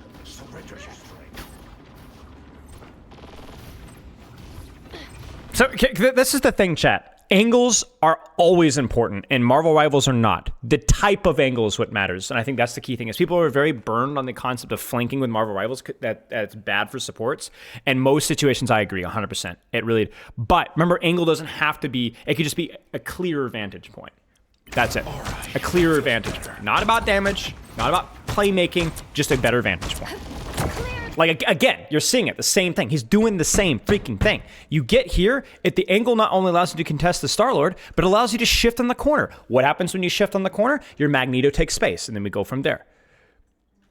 I don't think you're taking an angle at all, Squire. I think that's the promise. I think you're perma-stacked with your other support, which is exposing yourself to threats and preventing you from actually taking... Again, this map sucks, so we're not going to read too much into it. I will want to look at the other point. Anyone willing to help? I'll put this to good use. This is okay. See, this is okay. This is okay. Angle from this way, cleave. I saw the vision. I would be very cautious about how close you're getting here. I would prefer, so this is kind of where I'm gonna have you play a little bit more conservatively. So I would be more holding the angle and healing here, maybe throwing a shift here, and then dealing with this threat here. I don't like where you're positioned far forward here. I think unless there is an active support ult, this is not where you want to be generally. Generally, on any character for that matter. I think you're probably thinking about your ultimate, but you're getting, this is very uncomfortable. Nicely done. You were ready for it. That's the key thing. You were not surprised. You were waiting for it. You knew it was coming. That was heads up right there. I would pull here. Yeah, good pull. A little early to come out of that, but yeah, good stuff.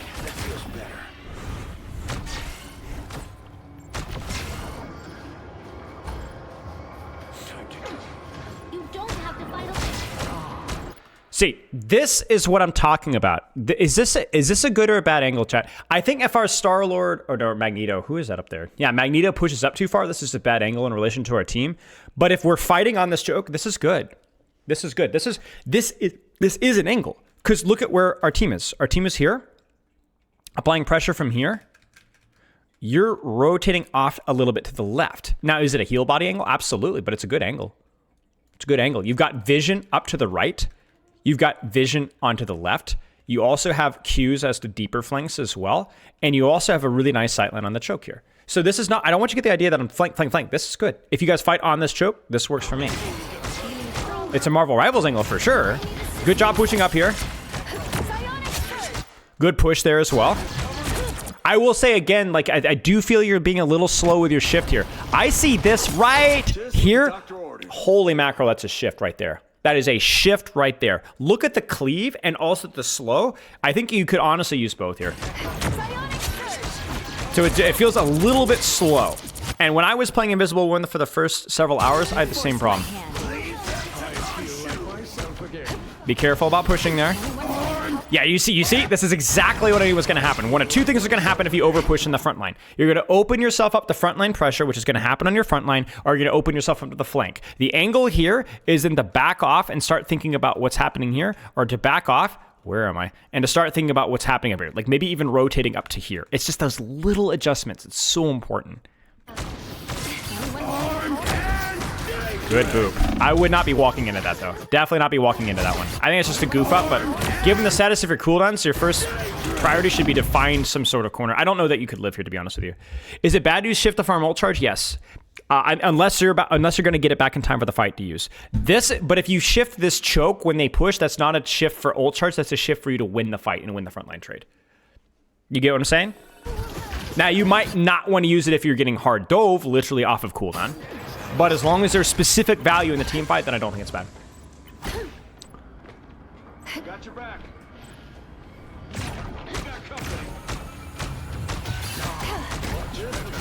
Chat, where's our angle? Where's our angle? Where's our angle? Like, where on the map with what we see right now? Where do you guys think? I don't hate where we're at right now. We have at least a little bit of a different sightline. Do you see it? You could also hold here as well. You can hold here. We can hold here, or right, we can hold stairs. I would be a little bit very disciplined of whether I'm going to play here or whether I'm going to play here. Generally, I like a position like this better because distance between myself and other flanks is really important. So one thing you have to consider with your angles, what is the distance between myself and the flank, right? Because if the Star-Lord comes after me, if the Psylocke comes after me, I don't want it to be where they could just walk on top of me, right? Exactly. So, yeah.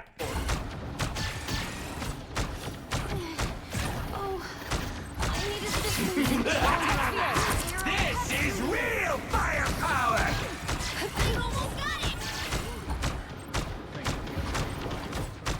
Take a second. Where are they coming from? Where's that shift going to be? But see, this is not where I want you to be exactly. It'd be, again, kind of leaning more towards the side where there's a bit more vision. You see, everybody in the enemy team knows that the threats are here. So when you rotate to here, vision improves. When you rotate to here, vision improves. Now you're like, well, nothing's happening right now. Yeah, but when they walk through the choke, right? When they walk through the choke. Ah, nice. Man, I forget the range on that. It's insane. By the way, This is where you should not hesitate using your shift. Look at this. What does shift do if you use it right here? If you use it right there in the Psylocke chat, you guys play Psylocke, right? Some of you guys. What happens? You get shifted right here. What does the Psylocke do? What does she do? She dashes, right? At least once. At least once she dashes. She either goes to get healing or she dashes, or you force her to make a response. With the Psylocke that's used dash, even with 2 dashes, she has to make a choice. She does a double dash on top of you, or she's to dash out. You force a response. You force her to, and it's worth it. It's worth it. You force her to make a choice, and you take either you force her into a bad engagement, or you force her to completely disengage out. Don't hesitate here. I think that we're looking a little too often. Sometimes we're a little slow on shifting choke, and sometimes there's single target shift situations like this here where it's totally worth it, guys. It's totally worth it. You don't need to get a lot of tickies for the shift to be bad. Oh, please. Us against the world. And see, the worst part is that we've lost the angle to the Psylocke. So can you guys guess what the Psylocke is doing now because we ran away from her instead of shifting her? Take a guess, take a guess, take a guess. What is the Psylocke gonna do now? What is the Psylocke gonna do now? You guys ready? You see it? You've given her the angle for free. She kills your flanker. If she doesn't kill your flanker, then she kills your tank. You cannot do this. It's your responsibility to mark that angle with you when you have the cooldown. It's your responsibility. The final. I still don't like our emphasis on what's directly in front of her screen mid-ult. Pop your ult now and then go freaking ego her. Go freaking ego her. Infinitely easier to secure a kill here. Okay, than it is to deal with anything here. Maybe you could use a pull here or whatever if you'd like to, but I don't like we have a support ult and we just run it down mid, right? When you kill the killer. Maybe if you're running like Wolverine or something that has that frontline pressure, or you're too slow to keep up with the Psylocke, but man, Invisible One, you pop a support ult and look at the Groot. Groot is built to live this, my friends. You forgot her, but it's not about that you forgot about the Psylocke. Even if the Psylocke wasn't here, you still want to be here. Because look what you could see from here. You have cover, you could shoot the Winter Soldier, you can angle on backline. It's not about that I forgot that somebody was there, but somebody will always be there. And if there is nobody there, then you'll have a better angle to actually shoot more effective, put out more effective pressure. This is not where you want to be. This is also, okay, so if you want to talk about layering as well, this is also how you freaking die to Groot ult. This is also how you freaking die to Psylocke ult, right? Because remember, Rivals, everything is layering, right? So you pop a support ult, there's always going to be a response. There's always going to be a response, right? So almost always. So like you got to know this, right? So you can't just press an ult. See, that's how people lose games in all ranks, right? They press an ult, they think they're invulnerable, and then they go, oh, I forgot that right? Don't let that be you. Don't let that be you. Push your advantage, but push it in the right intelligent space. So this is just uncomfortable for me. Good use of your space. Good pull. All right, let's watch a little bit more here. I said we'd look at a slightly different map here, and we'll look at maybe one fight here. Looks like the mission area is yours to capture. I don't know why it always swaps me to somebody random.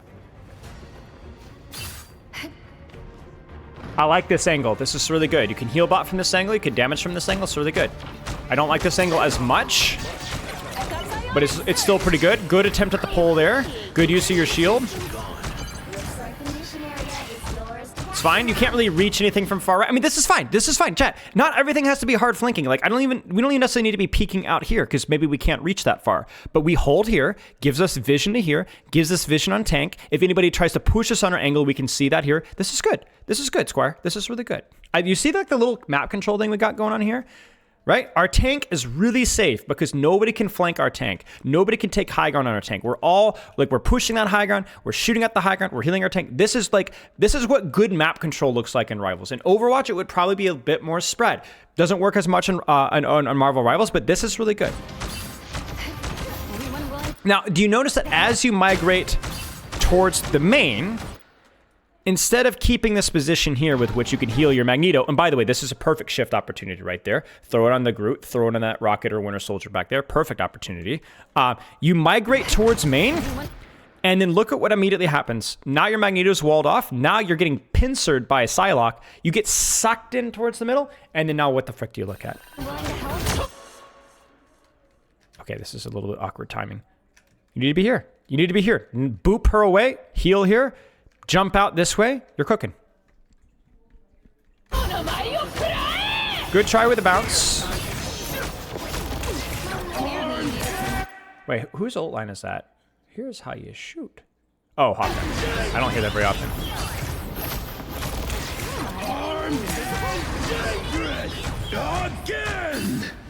Again, don't hesitate to use your shift. There's been a lot. I mean, have we even used our shift yet? Like right here, use the shift. Just freaking use the shift. So the group doesn't want to walk forward, or the group's backline doesn't follow up with it. The boop was fine, but like, oh man, that sucks with your Moon Knight. But like, you don't use this cooldown enough. There it is. That was fine. That was fine. That was fine. That was really good. Let your shield break. That's all right. It got full value. Good use of your space. Let's get a chance to restabilize here and look for some space here. Where's their angle, chat? Where's their angle? Where's their angle? Where's their angle? Where's their angle? Where's their angle? Where's their angle? Not a flank. Where's their angle? Where's our angle? As soon as we can. As soon as we can, where should we go? As soon as we can, where should we go? Zadiah, what's up, mate?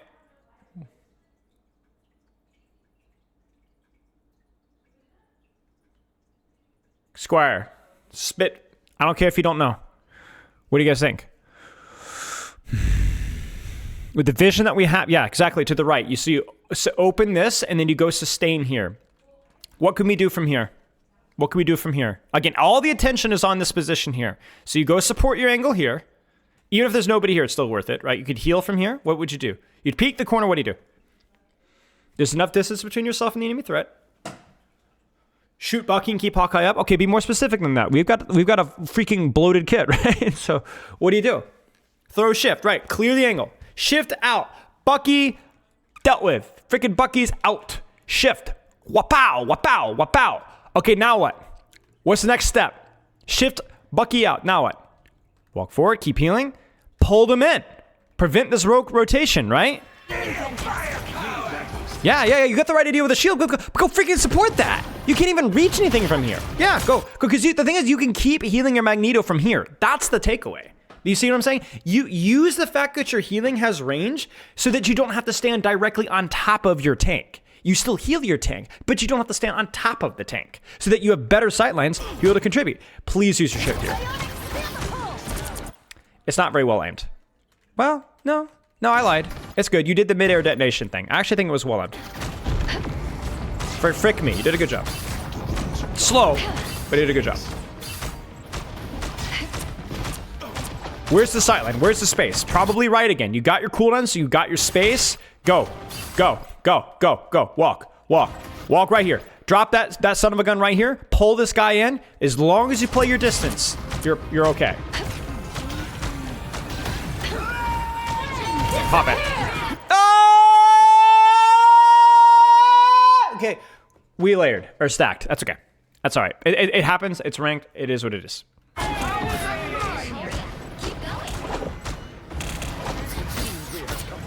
Again, I would not be using this to break Groot Wallace, mate. I agree with Jag here. This is kind of the same thing that when you're pushing with your mate, force her out.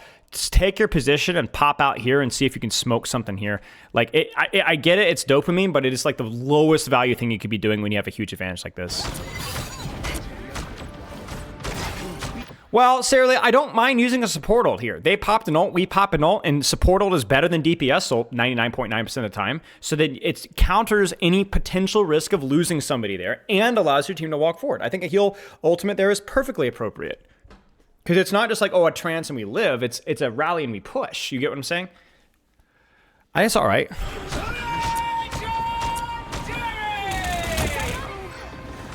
Wait. I need assistance. Well, yeah, Sarah Lee, maybe, but there's no guarantee that our team would walk there. I think controlling that space there was enough for us to get an advantage if our team had actually pushed. And honestly, if we had actually taken an angle there. So, you get... Yeah. We'll finish this fight. Take some space. Seriously, take right. Take that right angle with your Hawkeye. The problem I'm seeing here is that we're not heal bot in... it's nothing wrong with healing in Marvel Rivals. There's nothing wrong with doing nothing but healing in Marvel Rivals a lot of the times. but it's the position and the vision that you can get that can allow you to heal better targets more safely with better vision and also use your kit more effectively as well. It's not about pursuing damage. It's by pursuing a better angle, a better sightline, just a little off to the left or a little bit off to the right with cover. You can prevent a lot of you can prevent yourself from dying so many times. That along with stop the spamming of root walls, ask yourself who can I be pressuring right now if there is nothing to heal. And then I like our boops have been honestly okay. Spaces have been mostly okay as well. Like we're pretty proactive with their shield management. This is not bad, but I do think there's a lot of situations where we could zone an angle with shift. Like even like right now, I look at this here. I would not hesitate to throw shift on Rocket here. I would not hesitate to throw shift on like this here. Just throw it right there. Force the guy out. Just removing them from position is good enough. But yeah. Okay. Any questions, Squire? We'll stop there. We went a little bit longer than I wanted to, but I think this is really, really good. How can I get a free VOD if possible? That would be lovely. Exclamation mark free. We're just doing random giveaways for different characters. So I'm just kind of practicing some of my stuff. But we'll do another giveaway in just a second. Technically, I do offer coaching, but I don't publicly offer Marvel Rivals coaching because, I mean, I can. I just don't advertise it on my website. Okay. Any questions, Squire? This is really good. I think that you did a good job. I mean, you and Sarah Lee both demonstrating good support gameplay, but definitely some of the nuances that a lot of people can learn from no matter what rank you are. All right. No, Deacon.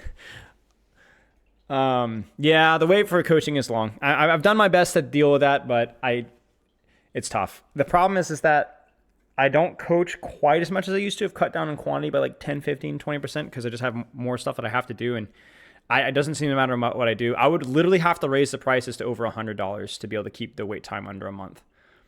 But it is what it is. I said, Sarah Lee, you did a good job demonstrating solid support gameplay. Like, I like the fact that we're not like completely teaching the basics of the kit. It's just more like, because you can go anywhere and get that, right?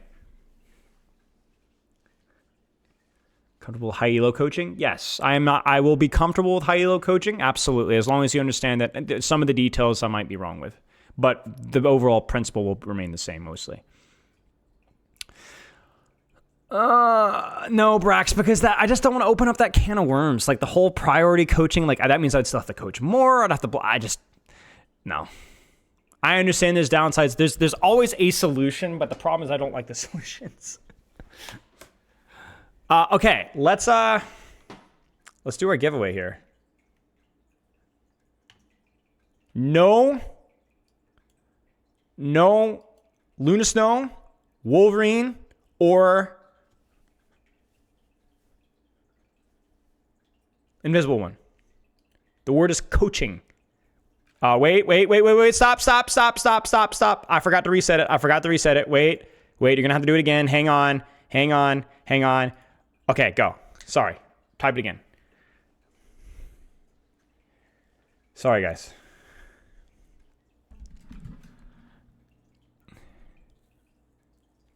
Bottleneck is hard to do this kind of physically solo. Yeah, exactly. The problem is I just don't trust other coaches. There's a couple of coaches in my community that I think could do a pretty good job, but like, I don't want to start a coaching service. I don't want to start a coaching subscription. I don't want to do that. I don't want to do that. So I have other coaches that I recommend. Chris does a good job. Commander X. I think Cager does a good job. I'm sure Wizard Hyung, from what I've heard, does a good job too. But no, I don't want a coaching service. So that's about all I can offer. And obviously, like as I raise prices as well, I try to make sure that there's always free coaching. Like I think we have about approaching 1,000 free coaching sessions now. Please, no supports. The role is boring. We'll see. Heyong is great. Love that ugly. Oh, man. Make it $100 and I want to wait 11 freaking weeks. Bro, I'm going to get cooked. I will probably eventually have to make it on eventually, but I would like to at least let the gap between Jake charging $100 and myself happen at some point. All right, giveaway time. Suliaba. What hero are you looking at to get coach for, mate? We won't pick your. We don't need the code right away. We'll need it in a little bit, but I got to study up on whatever character you want. It's definitely understandable. Respect the dedication to get more of an individual. Yeah. See, the way I look at it is, yes, there's going to be a certain percentage of people that I can't help. Doctor Strange, nice. There is going to be a certain percentage of people that I can't help and I can't coach. But as long as I'm doing well with the people that I can help, that's all I can do. That's all I can do. It is what it is. I can't help everybody all the time, sadly. Okay. Let's get our Doctor Strange stuff cooking here. Doctor Strange guide, and we'll look at the numbers. Now, Strange, I think, is a really high skill floor character and also a really high skill ceiling, but I think insanely powerful. My impression is that the character is immensely powerful if you're really good at it. But he does require like a decent amount of mechanics. Plat 3 and console, so 3 silver PC. Console is just lower rank because it's harder to freaking play console. It's just you have more limitations. 5-round delayed hit projectiles, 60 meters per second. The damage is 18, but it is a lot of damage. Doctor Strange's fall off. Stream is kind of laggy right now, guys. Sorry. I need to leave the replay viewer. That kind of helped last time. Let's see if that will help this time. Oh, frick you. Sorry, TJ. I'm sorry, mate. Fall off on... Or would you say the skill floor is on Strange? It's more to do with his mechanics, really. I think that he's just a very mechanically dependent tank. That's why I think he's got like a relatively high skill floor. 5.56 rounds per second. With a 0.3 seconds interval between every 2 rounds. No critical hit. A lot of damage. Couple of extra tips in the comments. Okay, good to know, Zelly. I will pull that up. Thought for sure I was going to get rickrolled. I'm not going to lie with you guys. Why is this not working? That's my opinion of you, Zelly. All right, we'll go back to that one a bit. I have Agamotto. Oh, it does damage. Okay, great. 3-second soul separation. You can damage either the soul or the body. Now, that's important, right, chat? So any area of effect damage, any AoE damage does double damage, right? Because it damages their souls and their bodies. Am I correct with that? Am I cooking? Yeah. Ult damage on soul and body. AoE damage bonus. So, boom skill, extra useful. I forget what it's called. I would get dragged. Wait, what did somebody say about being gold?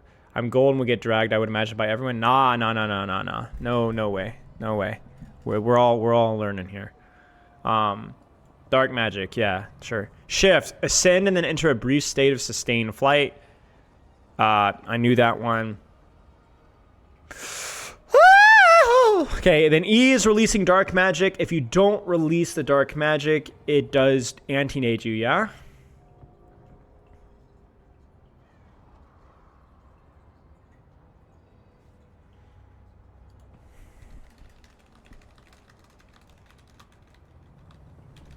And there's that team up with Hulk that removes it or whatever. Pentagram, voila. Or whatever.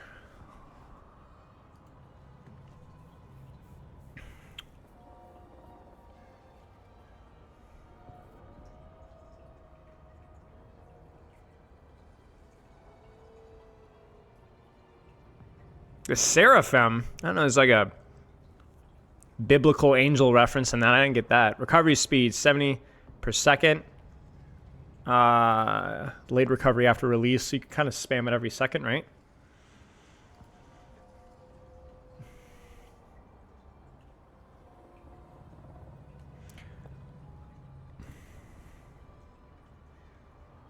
Maelstrom of Madness.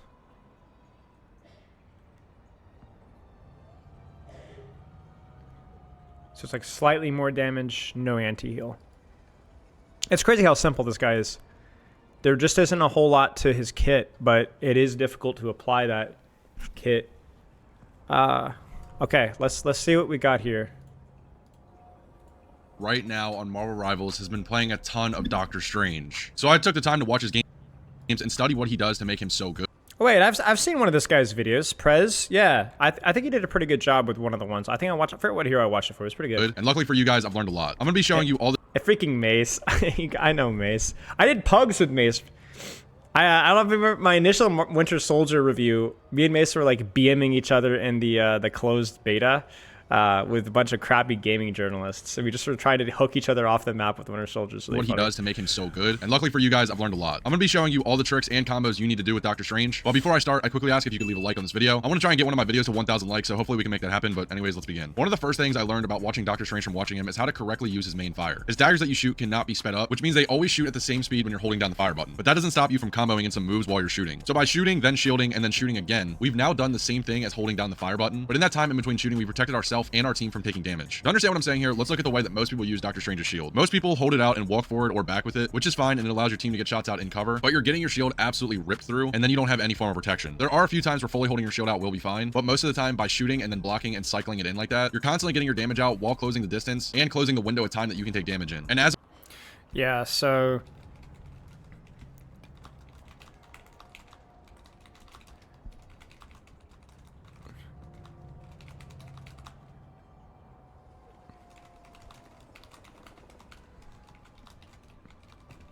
one of the big reasons why this is the case, why managing your damage and healing is really, really important, is because of what happened in season 1. What were the patch notes with season 1? Somebody remind me.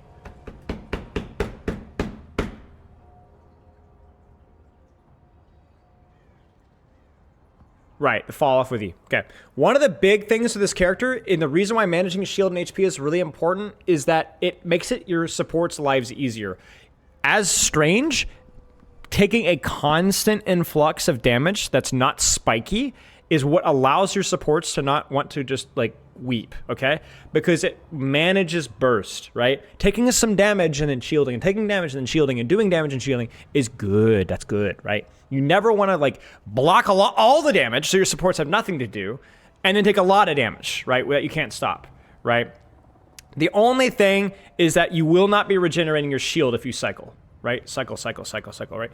So you do need to kind of manage that, but it's 800 shield. That's a lot of cycling there. So it manages, like you get this constant trickle of damage coming in without getting too over the top. As of right now in this game, there is zero drawback for doing this. There seriously isn't a single reason why you shouldn't be doing this. But let's take this. There is. There is one reason. You cannot recover your shield if you're constantly flashing it. But that's situational. Shield tech you just learned and push it forward a little more. To start, I want you to go to your settings and rebind your melee to something you can easily click. On Doctor Strange, you're going to be meleeing a lot. And now that you probably change your melee bind to a comfortable button, instead of blocking after you shoot, melee after you shoot. Like the shield, this has no drawback to your fire time at all, and it will help you.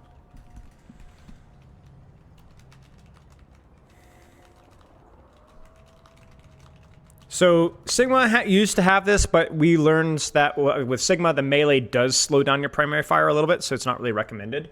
But yeah. You continuously put out damage and kill enemies. You shouldn't be firing with Doctor Strange and just standing there. You need to be doing one of these two. If someone's at distance, you need to be shooting and blocking, and if someone is close, you need to be shooting and meleeing. Sometimes you can interchange these, like if they're close, you can still block, but that's really only if you're outnumbered. If you want to be killing them, you need to be shooting and meleeing. This shooting and blocking trick works extremely good against snipers such as Hela and Hawkeye, and they're running the meta right now, so you're going to be countering them hard. If you do this trick right, you can even beat a Punisher in a one-on-one out of his ult with no heals. This works because you're cycling the damage out from your main health pool and your shield while still getting damage out. On top of that, if you have a healer, this shield trick is just really broken and makes you unkillable right now. Now that we've covered the main Doctor Strange trick, let me show you how to do some other stuff. Doctor Strange's shield, if it's not being used for that trick, can also block ults. It will completely tank a lot of ults in this game, and it's most commonly known for Hela's ult.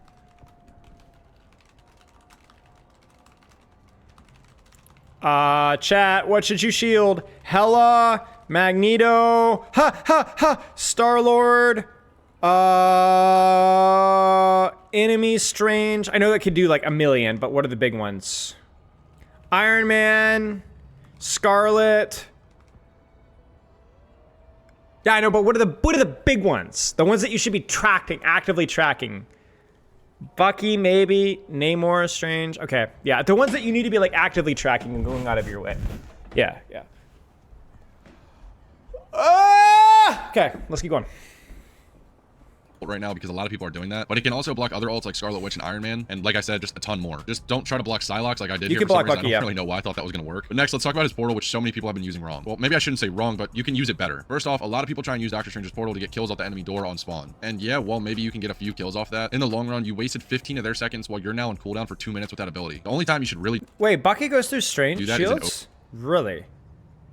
Oh, well, I'm an idiot. I have that many hours of Bucky. I didn't know that. I'm a moron. overtime, but still, there's smarter ways of using it. A trick I saw I don't know about Psylocke ult. in the top players' lobbies was to use this portal with an alt or strong character paired with it. For example, you can drop a portal in front of Punisher. If they hop on the turret, depending on where you put it, they can get a ton of kills off this. But you can also use it for alts like Iron Man, or honestly anyone you can think of, even yourself. If you put it at a good height above the other team and you instantly use your alt while falling through, by the time you land, you'll be able to get your alt off, and you should almost always be able to get this off because most people won't be expecting it. Just make sure when you do this, you try and target their supports. The other good way to use this portal is off the start of the round, but instead of just going straight to the point, which probably isn't even open yet, it's more something you should use to take high ground or to hold the best choke point from I the feel like portal is just if you have good game sense, you'll know where to portal, you know, like, and when to this will portal. ensure your team gets there first. We'll talk and hold about them that in their spawn. maybe in the Let's review. talk about Doctor Strange's next ability, Maelstrom of Madness. This is a passive you've seen building up on my screen for a lot of these kills. At 100%, this activates an anti-heal on yourself where you can't be healed. But honestly, I don't know if I haven't really noticed it, but I don't think this has really affected me that much. This is one of those things on the character I'm not too clear on, because either it doesn't affect you that much, or I just haven't been noticing it. But to explain it to you, at 100%, it does. The It just doesn't purple, last and during super that long. time, you have an anti-heal on yourself, which I believe you shouldn't be getting healed in. I don't think it lasts that long, so it's really not that big of a deal. But when this is fully charged up, you will do a lot of damage with it because it turns I think the big problem, Chad, is when you hit 100, don't you start to immediately decay if you don't use it?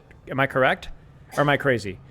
to a mini AoE Okay, bomb. I'll It's look at good for the burst comments. damage around you, and at a full charge, don't sleep on this because it can do an insane amount of damage. I pretty much always pair this with my ult because it's easy to farm the points and then get this Got off it. for my kills. 3 And it only has an seconds, 8-second okay. cooldown, which for Doctor Strange is not a lot of time at all. This is my main killing ability, and after you play him enough, it will probably be yours too. Finally, for abilities, let's talk about Doctor Strange's Cloak of Levitation. This allows you to fly up, and you Wait, so if you're at 100 for 3 can seconds, ascend or descend okay. with this. Pretty much the only time I'm really going up in the air with it is to block Hela's ults. Otherwise, I'm just using it to jump over barriers. It's really good to jump over a wall and pop your ult because the other team won't be. See, I look at this and I'm like, there's no way that unless you have a specific reason to Let's talk about save Doctor it, Strange's Cloak of Levitation. This allows you to fly there's up. no reason why you wouldn't And you can shift ascend here, or no? descend Like, you with this. just, Pretty much- why would I let Groot beat on me when I could just do the exact same amount of damage and ruin his parade, plus to control space or maybe, but that So might be only time taking the top left. Is that a hell Really up going up there? in the air with it is to block Yeah, see, I think that's like a myopic way of looking at Hela's it. ults. Otherwise, I'm just using it to jump over barriers. It is a It's really pretty good to long jump cooldown, over that a is wall true, and pop yeah. your ult because the other team won't be So expecting. you got to know when you can't do A it, lot of the right? time I'm using this is to jump over Groot walls and get back to my support. Since you're a tank, you're going to be in the front line. But see, why are you in front of a Groot if the map provides otherwise? And with how good Groot is, you're going to get matched up against him a lot. So knowing how to just quickly jump over his walls and get back to your support will keep you alive in these Like, frick fights. me. His ult, which Would you not just want to sit on that roof? touched a bit on Or throughout this go video, off to the will quickly left? stun the Probably better to the left to hold the enemies angle. for about 4 seconds. And this is plenty of time if you pair this with your teammate's ult, or if you just let your teammates know that you're doing this. You can completely wipe out the other team if they're bunched up, or Yeah, this guy's saying move up. And it's like, yeah, you'd have to go to the roof behind take you, out their I think. supports, which is what you should really be focused on. The range is kind of decent on it, but it's He's not not that really big, so make Ryan. sure you're on top of them when you use it. That's why I recommend mixing it in with your levitation or your portal so you're not dying in the ult He's just animation. a With all that said, you should significantly now better know how to play Sigma. Doctor Strange way better. It sucks putting this stuff out there sometimes because now everybody's going to be doing this, and either he's going to get nerfed or you're going to see a ton more people playing Doctor Strange. Regardless, if you watch it all the way to this point, thank you so much. Comment Cloak if you made it all. Okay, so what were the comments you said? Strange AD heals looking safe under for a few seconds. Yeah, okay, He wants to go some to trigger charge match one and then using his E to hit both the body and the soul. So you just one shot with E. Okay, yeah. Yeah, like what we said. Okay, 3-second grace period for anti-heal decay on dark magic. Posture check, hydrate, thank you. Yeah, he's kind of played like a bruiser. That's true. That's true. Yeah, see, that's what I don't feel like I fully understand. And is playing frontline in certain situations, like, why would you play your range? Like, okay, so this is where I just...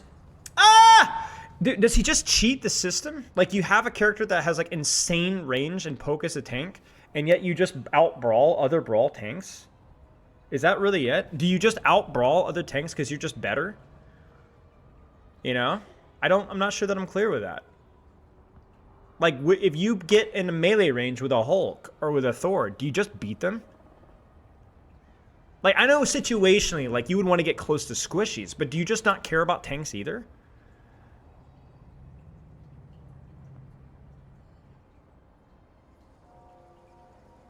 But would it not be more efficient to play in... I'm not sure. I'm not sure. I will... I'm sure there's plenty that we can talk about besides that. Let's look at some Boger.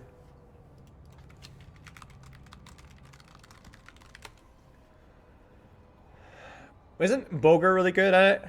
He's Boger, right?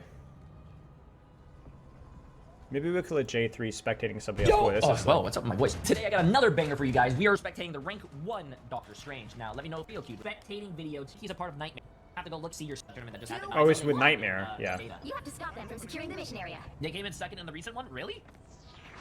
Our enemies are here. Okay, that is a very okay. Backing up. Have you guys ever seen a portal up here? I don't know how I feel about portal up there. The ports I see.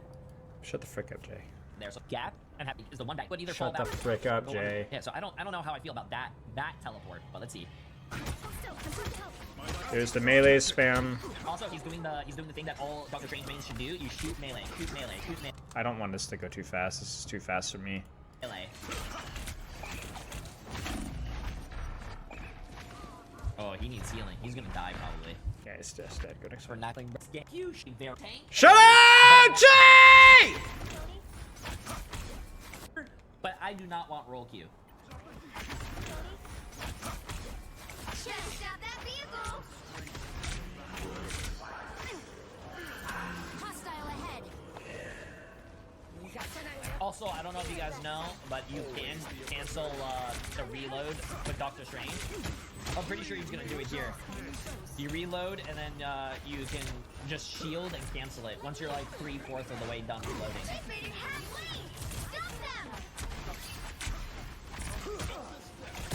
Leave me, darkness. Yeah, I'm gonna be honest with you.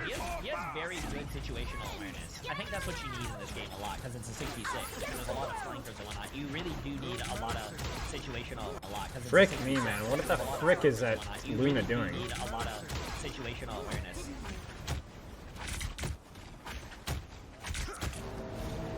Notice that his aiming is his crosshair. Look at where his crosshair placement is. Look at his crosshair placement. Watch. You see that right there? I think he's purposefully aiming to the right at that point blank range because of the third person view. I mean, is this guy not like if he's playing for Nightmare? Nightmare's really good.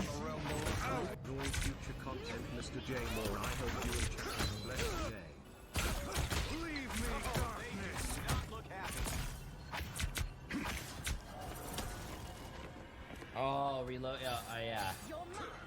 Humans. Denizens of the deep. What have you summoned now, Namor?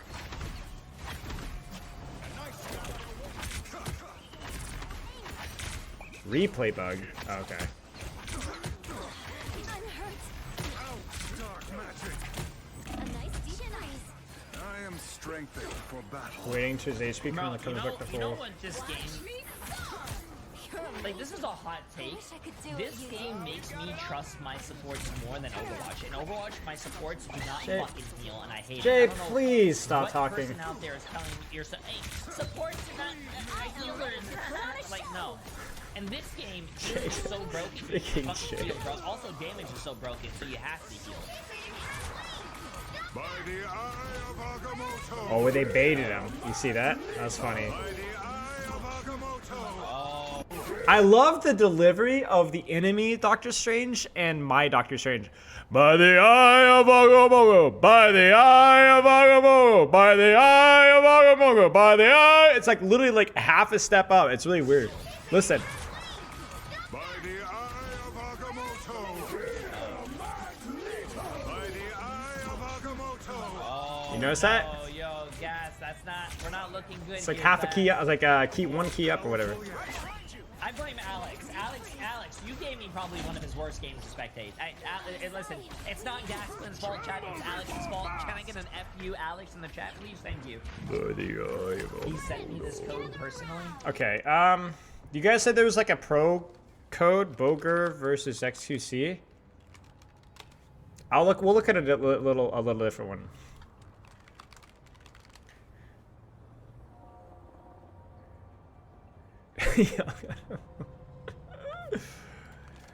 Boger, Doctor Strange.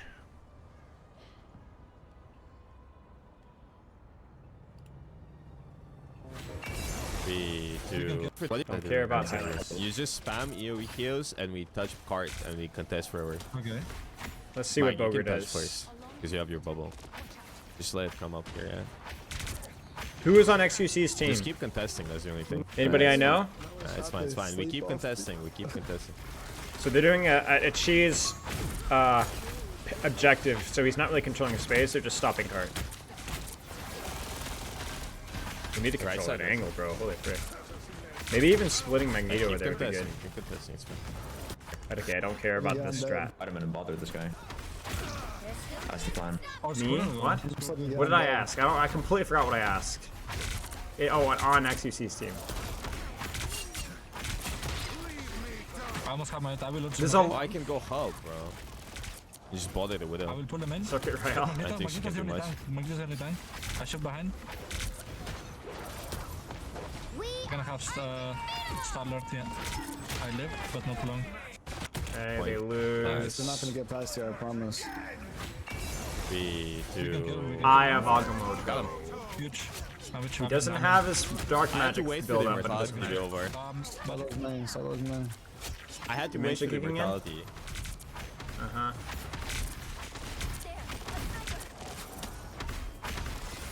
What is in the right angle, Karen? The hero is blocking the brain signals. Where Magneto is. Only my kills. I'm fucked. You always kind of like letting Magneto in a little bit because he thinks the support's close. You're getting fucked by that widow, bro. Yeah, he really is. Like, I mean, it's hard to say because it's just a mirror. Ready? But a lot of these things are just taking the tank trade on point, to be honest with you. I slow. I pull him in. He's one. Magneto. Yeah, I mean, look, he's going for squishies when they're accessible. We're gonna need Luna I mean, that makes sense, right? Behind Widow. Nice, just playing Widow. He's support holding, so he doesn't really need to block the damage from main. Oh my god, what a character. Wait, she gets out? I can't catch her. She's so Only my fast. kills. I just came back. We need to deal with the widow. Just like, I can't. Wait, they banned all of my dive tanks. Well, Black Panther. Wait, he's gonna do it. He's gonna cook it. Here comes. Oh no, they backed off. Got him. Oh, nice. One shot back there. He's one shot back there. The Widow. Oh, nice. They got out. I thought you were shooting. Oh, my freaking out. I'm hitting him. Agamotto's eye? That's funny. Magneto. Dude, this widow is crazy. What the frick? That's actually super cool, man. That's really cool. I'm trying my best. That's so cool, bro. That's actually so cool. Look at that. Bullied by this widow waker. Oh my god. No, I'm sleeping. Wait. Bro. Focus. Walking, bro. Okay. We're gonna stop there. All right. So that was the side quest of all side quests here. All right, mate. If you're still here, shoot me the Doctor Strange code. I feel we're about as close as we're gonna get for right now. Yeah. There you go. Thank you, sir. Thank you. Favorites. Match replays. Bam!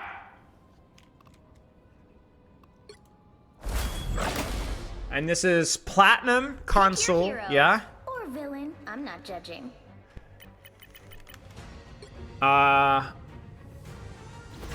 Which one are you, mate? Even when the Which one are you? multiverse is in danger, Silicon, got it. family All right, still comes let's first. take a look, mates. So the big thing that we're seeing is the text. Shoot melee, shoot shield, shoot melee, shoot shield, shoot melee. You got me? To attack. Get ready. All you need to do is capture the mission area. Got it? This range, shoot shield.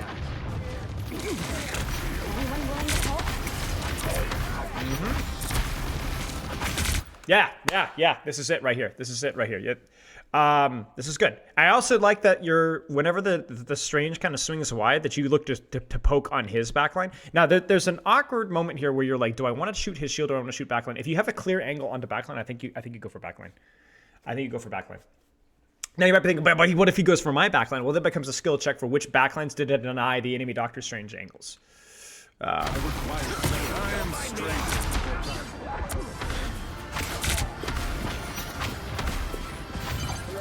But this is where you need to be a little bit more deliberate with how you're managing your shield at the same time. So this is kind of what I talked about, like when you use. So here's what I want you to do. Small adjustment. Who is the better positioned Doctor Strange right now? And tell me why. Right now, who's the better position, Doctor Strange, and why? And I think this is a really, really important detail. Yes, why is the enemy Doctor Strange? Yeah, it's cover. Exactly. So for every tick of damage that he takes, it's earned, right? He actually has to peak for it. Right now, you're just absorbing damage, whereas the enemy Doctor Strange isn't doing damage, so he's not taking damage, right? So this is where I don't know if the range is something that factors into non-mirrors, okay? But I want you to experiment, Sully, with prioritizing cover even at the expense of your range. So in other words, instead of playing the longer angle here, I mean, maybe you could argue here, I want you to walk forward to here and just do your shield melee, or your shoot melee spam here, and then your shoot shield spam here. And you could do either side. You could either mark their Strange or you can go for backline. How long I stream, I'm not sure. That's what I want to see. You get what I'm saying? So the problem here is I really like that you're doing the tech here. It's good. It's really good. Do it from the corner. Do it from the corner. Get in that Strange's face with shoot melee, or get in that backline's face. And the reason why this matters is one of my main criticisms with Doctor Strange initially was that I felt like dark magic doesn't make a lot of sense in his kit. And I still feel it's very awkward because he feels like more of a range tank with a very melee-oriented damage thing.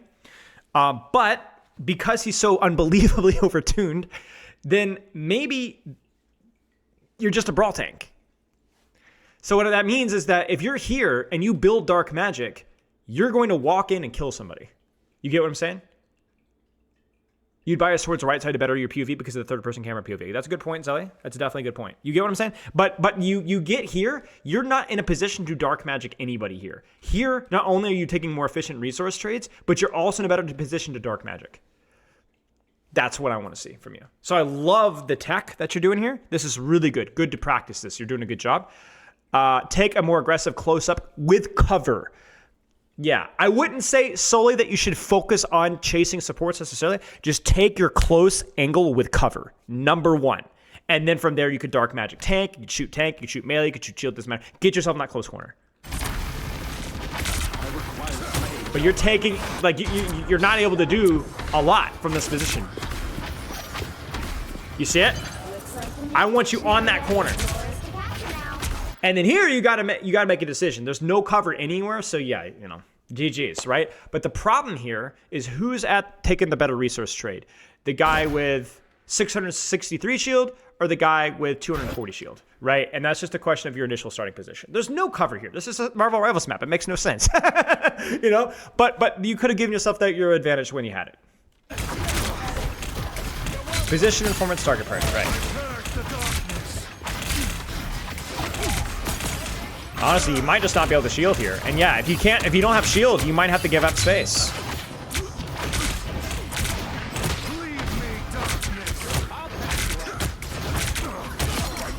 There you go. Nice, nice. Did you guys see that? That was really good use of the tech, mate. This is chaotic. To be able to consistently try to keep yourself focused in, it's really impressive. Good target priority here. Good target priority here. What I would say here is hug the cover. Hug the cover here and don't worry so much about strafing and constantly spamming movement. Just honestly stand still for a second. Stand still for just a second, right? Good. I mean, you missed all your shots, but I mean, she's also freaking hard to hit, so good stuff. Yes, Deacon, that's my impression. And for me, it's not just about purposely going out of your way to get close to people. It's more about purposely finding cover. And like that's the biggest thing, right? Yeah, that's all right. So this is good. Just back off. Full commit out. Full commit out. Okay. My life force is exposed. Healing power. Here's my impression from Portal, chat. You could definitely portal from spawn to take a superior position, especially in attack situations that aren't King of the Hill. Kind of like what you saw in the first VOD where, you know, you portal to a position, okay, not point. You portal to a position, not point. I think that's really, really important. I think so you know that, right? But it's a good reminder for the lower rank Doctor Stranges that you should be portaling to a high ground or an angle or somewhere where it improves your team's position in an attack situation. But if you're ever having a hard time using Portal for your team, you can use it for yourself. I think Ultimate's the best situation with which to do it because you can go for a higher risk, higher reward play. And I think it's still about position first. Yeah.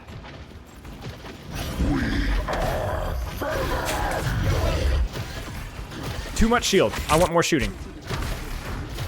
Too much shield, more shooting. And here, because there's only Venom in front of you, you should not be shielding at all. So there are situations when your shield is really low where you need to let your shield recover. So you go, this is not a threat. I'm not going to ignore you and just let my healers heal me and just shoot you in the face. So if there was full shield here, I would shield cycle. But because I don't have any shield, you need to just shoot and take the damage in the face. So the problem is here is you can kind of see it because you're kind of autopiloting with the tech. Now you're entering this fight with no shield. I feel it's better to place it out of sight as we die easily. Yeah, fair enough. Yep. Like even there, like you're flashing shield right now, but you're full HP. Even though there's threats on your screen, none of them are shooting you, so you don't need to be using shield right now. Let it recover, then cycle.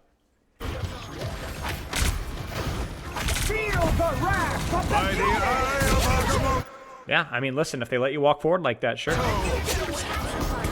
I mean, you guys did pop a lot up here. I would be spamming that shield in her face. But yeah, throwing up. Relax. You got it. You got it. Good stuff.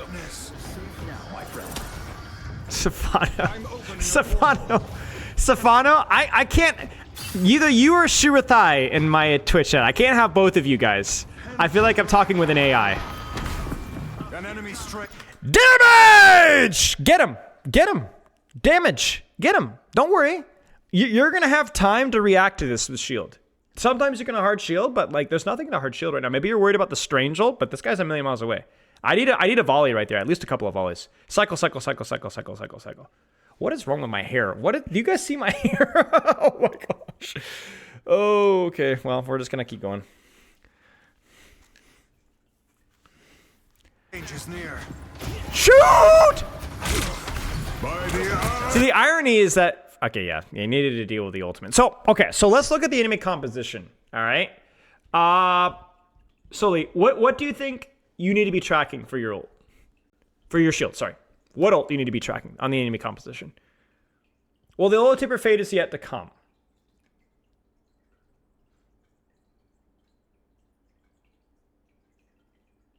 Haha, I am a human like you. That's exactly what an AI to say. Yeah, and chat, you guys know the answer to this, right? I like to observe the sun. Yeah, exactly. Basically only Agamotto. I don't know if it doesn't work on Storm ult, does it? Even if it does, it's like that's a hard one to block because of how much it moves around. You can't really worry about Venom ult. It's not going to be anywhere near you. Cloak and Dagger, it's irrelevant. Yeah, exactly. It's just that one. It's just that one. So you look at the enemy composition, you're looking at the wrong one, SX. So it's just the wrong one. So basically what I would say as a Doctor Strange player is you got to treat yourself like a support player where you really just track the one thing that you got to worry about. If they had like, I don't know, freaking Hela, you'll have plenty of time to react to Hela. Don't worry as much about Hela. But when they have freaking, I have Agamotto, you cannot forget. That becomes a priority for you. You know, so if there's a lot of ults that you have to worry about, then I wouldn't worry about all of them. I just pick the one. Practice tracking the one ultimate. It's the same thing with Overwatch. It's a really important skill.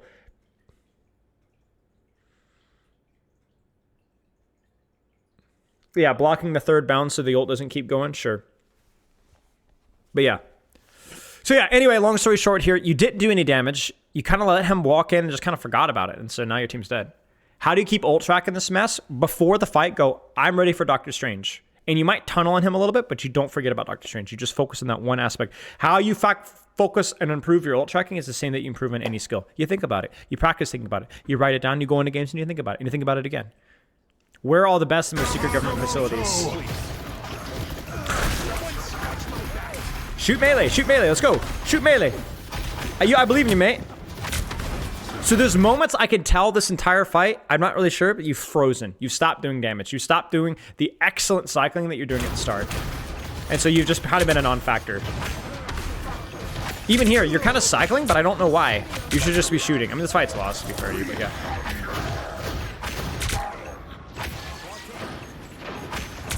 All right, now walk in. You're gonna get anti-nated. Yeah. Honestly, might just back this one up. Oh, that was them. Yeah, you definitely don't win this. Just get up. Okay, they're blowing everything. You're good. That's fine. That's fine. That's fine. Yeah, yeah. Okay, I want to see this portal.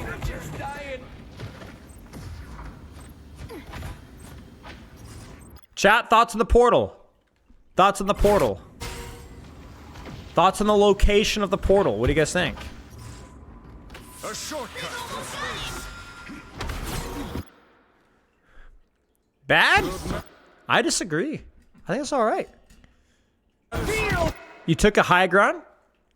I think it's okay. I think you're being too hard on yourself, mate. I think you're being too hard on yourself. You're not in a position where they can immediately engage on you. Maybe if I'm in like Grandmaster and tracking a million different, but for what you should be expecting of yourself, I think it's good. It gets high ground. You're not immediately accessible. You can engage on them. You'll see why. Yeah, but see, that's what you're doing is you're hindsight coaching yourself. Don't do that. Don't do that. Don't do that. You're thinking, oh, they're going to storm. I know what's going to happen. She's going to storm out and kill your entire team.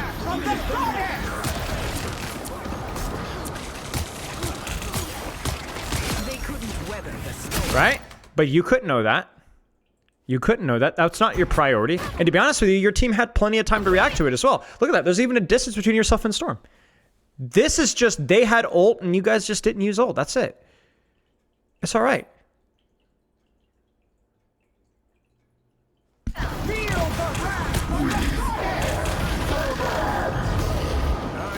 So you can kind of see you're locking up again. Just relax. You can't help. She's a million. I mean, look at this. This character. This character's a joke. Like 700 HP in her ultimate, right? Not your responsibility. Go find something else to shoot. Yeah, there you go. Good job. That's all right. So I feel like you're panicking sometimes. And I don't like that you hindsight coached your portal. The portal was good. What is wrong with you, Deacon? Get him. So these are the moments you're going to want back, okay? As ugly as this fight is, this is Marvel Rivals, you can win stuff. This right here is inexcusable. This right here, you lost him. That's okay. But get that son of a gun!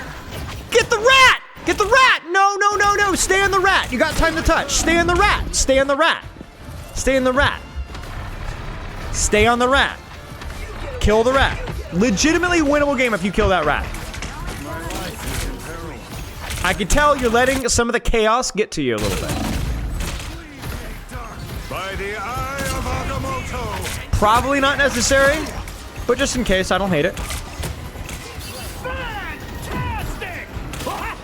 Stay on somebody. Keep shooting melee. I don't care who it is. Yeah! Yeah! Rat! He's not a raccoon, he's a rat. Get him! Yeah! Yeah! Yeah! That's it right there. You're doing the combo. Well done. Nice, mate. Only rat is a... That's right, that's right. The only rat is a dead rat. Only good rat is a dead rat.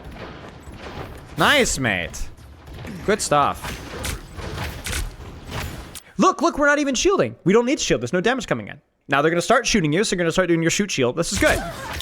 And you're holding the corner, too. Hold that corner. Keep shooting, keep shooting, keep shooting, keep shooting. Yeah! Yeah! Yes! You got your little dark magic in there? No, don't back up. Don't back up. Hold the corner. Hold the corner. Hold the corner. Yes. Don't walk forward. Hold the corner. Hold the corner. Sir, hold the corner. Too much shield. Keep shooting. I want shoot. Shooty, shooty, shooty, shooty, shooty, shooty, shooty, shooty. Shooties, your shield's about to break. I need more damage. So you can see that sometimes you get under a little bit of pressure and the cycle goes down to crap, okay? That plus the cover, all right? Because you need shield now. You don't have shield, you're dead. You see that? Not enough damage. Not enough, too much shield early so that you had no resources when you needed it. So key things for you, mate. Always in corner, close, far. I don't care. Use your shield cycle when you're actually taking damage. Otherwise, just keep shooting, okay? Just keep shooting. And in these really chaotic moments, Don't worry about it. Just keep doing damage. You're doing a good job. You're doing a good job. At times when you were allowed to kind of relax a little bit, you really were, you know the text, mate. I was impressed. This is good. Yeah, in situations like that, when you're under a lot of pressure, you can also left hit high ground, chill while recharging shield and healing. Yeah, exactly. So if you need to reposition to chill or disengage or recharge your cooldowns or whatever, then yeah, you can reposition. But yeah, the portal is good. I mean, you, like when you were able to do what you want to do, you do fine. Thank you, Tech. Any questions? This was nice. You guys, you console players too hard on yourself. You're operating at a disadvantage, and you played fine. You played fine. What do I do about pushing and falling back, though? I have trouble times knowing when a fight is lost. Practice tracking kill feed, and when you get the opportunity to, turning around to see your team. Just like, I know that's really hard in console. But like, your team, if your team backs off, then you need to back off with them. If your team is staying, then you need to stay. Biggest thing is kill feed awareness and then knowing where your team is. But that's a very difficult skill.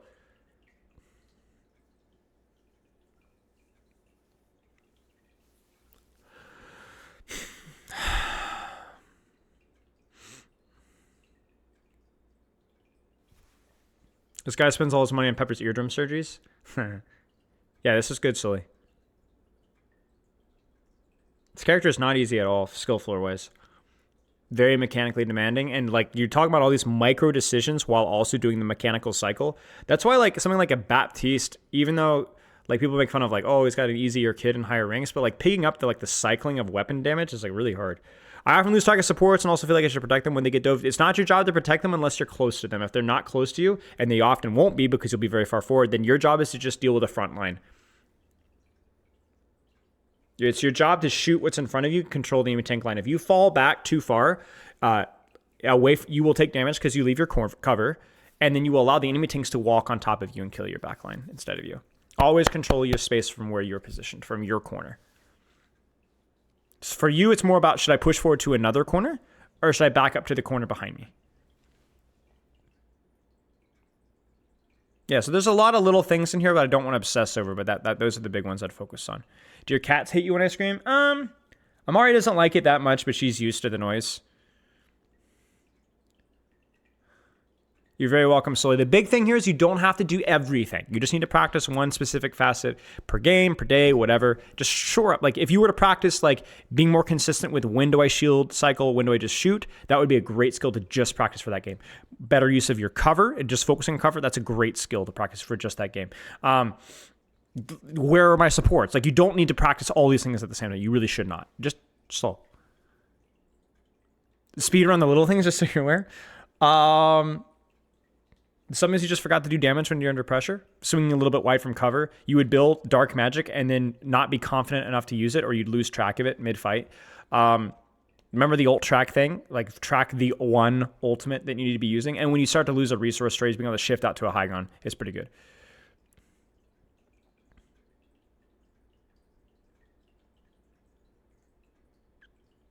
But yeah, good stuff. Well done. Chat, should we do one more? Let's do one more. Let's do one more. I'll reset the giveaway in a second. Yeah, cheers, Sully. I'll leave the replay thing. I'm going to learn my lesson. So it's not quite so laggy. I'm pretty sure it contributes a little bit. Let me reset the giveaway. And then we'll do it again. No, you cannot, Sarah Lee.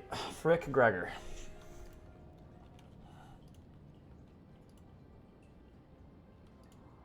Okay, coaching is the key word to enter for free.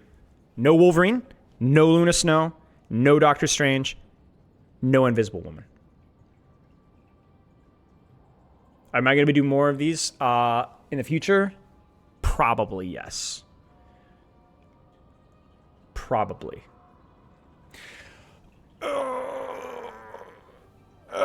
If it's one more, should we maybe just specify getting a duelist? No, I don't care. I don't care. We're not. I mean, I get your logic, but I don't give a frick, man. Too late for that. I'm gonna do one of these for Overwatch. Maybe. I've thought about doing a bronze coaching blitz at some point. Doing kind of something like this, but like 10 minutes per review for bronze players. But But I'm doing this like kind of partially just to get a little bit more familiar with different characters and different kits and get some reps, you know? But no, I don't think I would do something just like this for Overwatch now. It would definitely be a bit more like content focused if it was for Overwatch, you know? Because I don't exactly need practice coaching Overwatch. Matt, it saves a lot of them. It saves a lot of them. Like, it saved season 0 codes for me. Like, they had a whole new freaking season, and I had season 0 codes still saved. Because I was freaking I was terrified because I didn't get a chance to do my Winter Soldier guide until after season 1 started, and yet they're still there, so. Can't wait for the Loki ML7 video where he just heal bots. Yeah. Dude, everyone just always freaking gaslighting me. Dude, I'm so tired of being gaslit about this game. Tanks are really, really fun. You've got lots of carry potential. Dude. Supports are not heal bots, dude. Just stop. Just stop. You can love the game for what it is. I love it too. Just don't lie about it. Don't lie about it. Don't lie about it to me. Don't lie about it to me. Freaking. All right, let's do the giveaway here.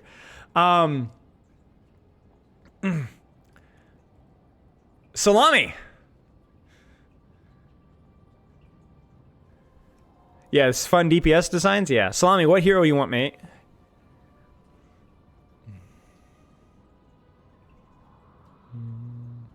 It's just different, you know? It's different.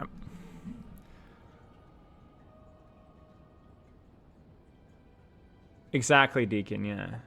Magneto. Oh, spicy. Okay. Well, give me a second, guys. I'm gonna get a little bit of water. I'll be right back. No, Strange is fun. Like, I get that there's aspects of Magneto and Strange and Hulk and Captain America that are really fun. It's just the gameplay loop right now isn't always the most fun. You know what I'm saying? Strange is really mechanically satisfying.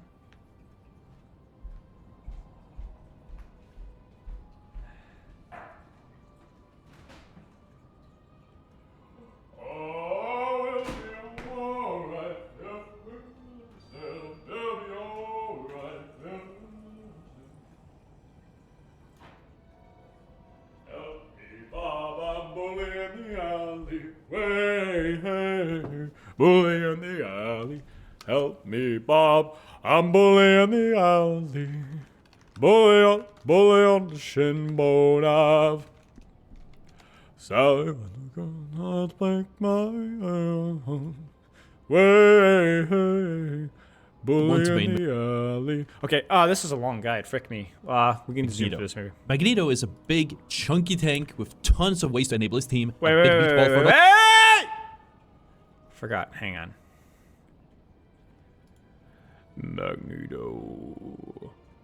Iron Volley. Single cast projectile with delayed impact that also generates a spell field.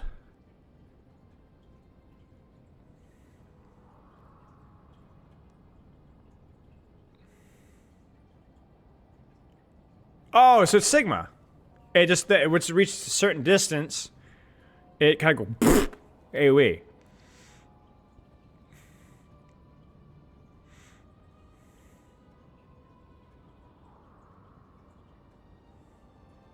Okay, so does it do more damage if you don't hit it direct? Do you need it to let it go its full distance to get full damage for the spell field thing?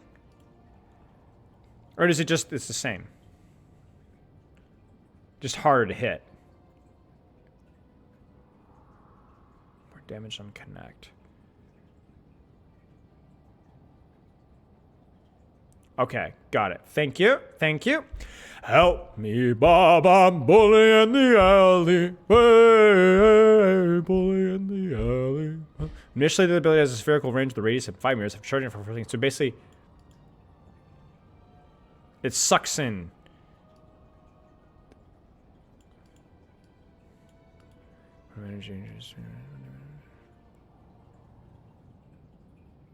So fall off on ult. Absorb damage, big boomy.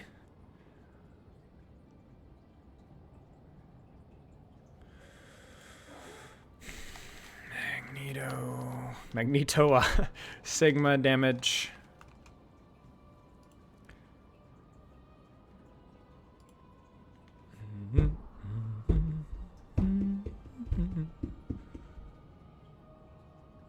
What does energy cost mean?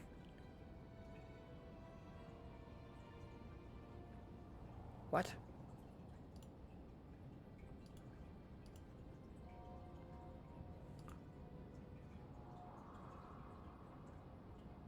Oh, there's a resource meter on his shield?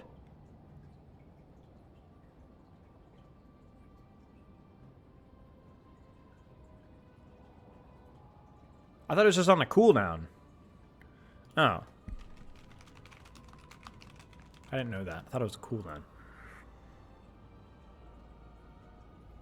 Infinite damage. Infinite damage. Good to know.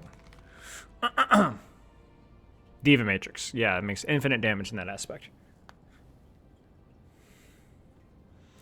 Ah! Coverture metal shield on his Nelly. Total of 300. 1 charge of Iron Ring. Let's go ahead and skip to Iron Ring.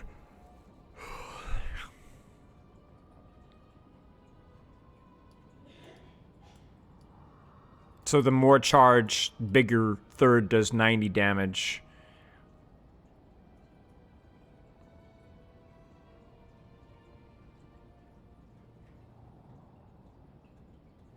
How do you recharge Iron Ring besides your bubble? Does it just do it over time?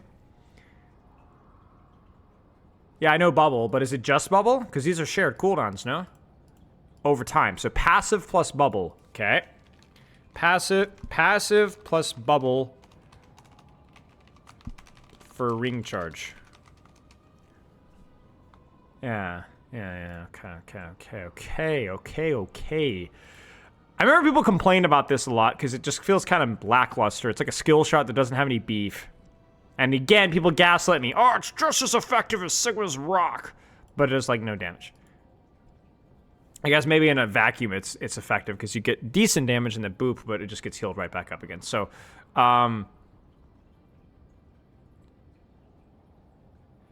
does this stun or is it just knock people back?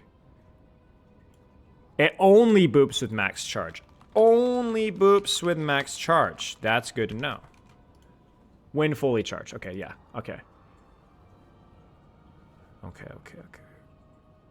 I don't mind if you guys want the notes, frick. Here, tell you what. I'll drop the notes that I have. I don't have... I mean, I don't know how effective this is useful this is going to be. I'll drop it, here. It's going to be titled Wolverine because I just was the first set of notes. But I dropped it in my Marvel Rivals channel on my Discord. You can just !Discord and jump in that. So it's in there right now. I think you can download it. It's definitely not a virus. Semi-stun? Wait, stuns if you knock into a wall? What the heck? Really? Stuns if knock you into a wall. In theory, okay. We'll see in the guide. Maybe they'll talk about it. Okay. Magnetic descent. Hold space to fall slowly. Bum, bum, bum, bum. Brrr. Nobody gives a frick.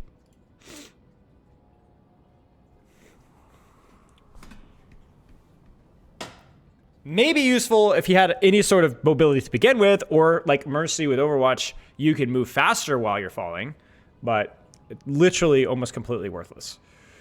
It's this great sword. This chance of great sword. See, it's the team up.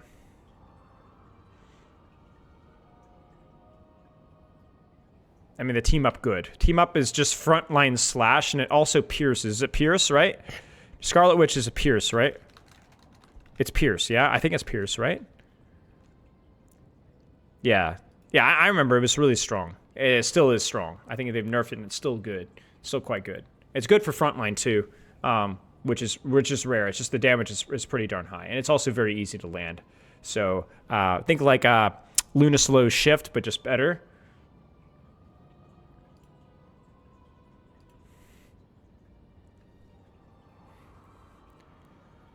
But, yeah, you can't use abilities during it, right? And it lasts for 10... Can you use abilities for it? 10 seconds is a long time to not use any abilities. Oh, you can. Can use abilities during it. Ooh, that's saucy. Okay, good to know. Thank you, chat. Luna slow. Woke Luna Snow be like, ah! So this guide is really long, so I don't know how much we're gonna get through it, but maybe we can get through some of it. Ultimate. Magneto! And he really only has one weakness, the Holocaust Field. I have been no-lifing Marvel Rivals primarily on Magneto since the game dropped, and it's gotten well into one above all, which is the top 500 players in the world. So here's my one above all guide to Magneto, so you too can start popping off with this high-impact off-tank who not only enables his teammates and shuts down enemies, but has a lot of potential for individual outplays and carry as well. We're gonna start with abilities, details, and some useful use cases, and then we're gonna go over some strategy and tips. Let's dive into it. Starting off, there's of course Magneto's primary fire, Iron Volley. Hitting your primary fire shoots out a slow-moving projectile that deals a decent amount of damage on the direct hit.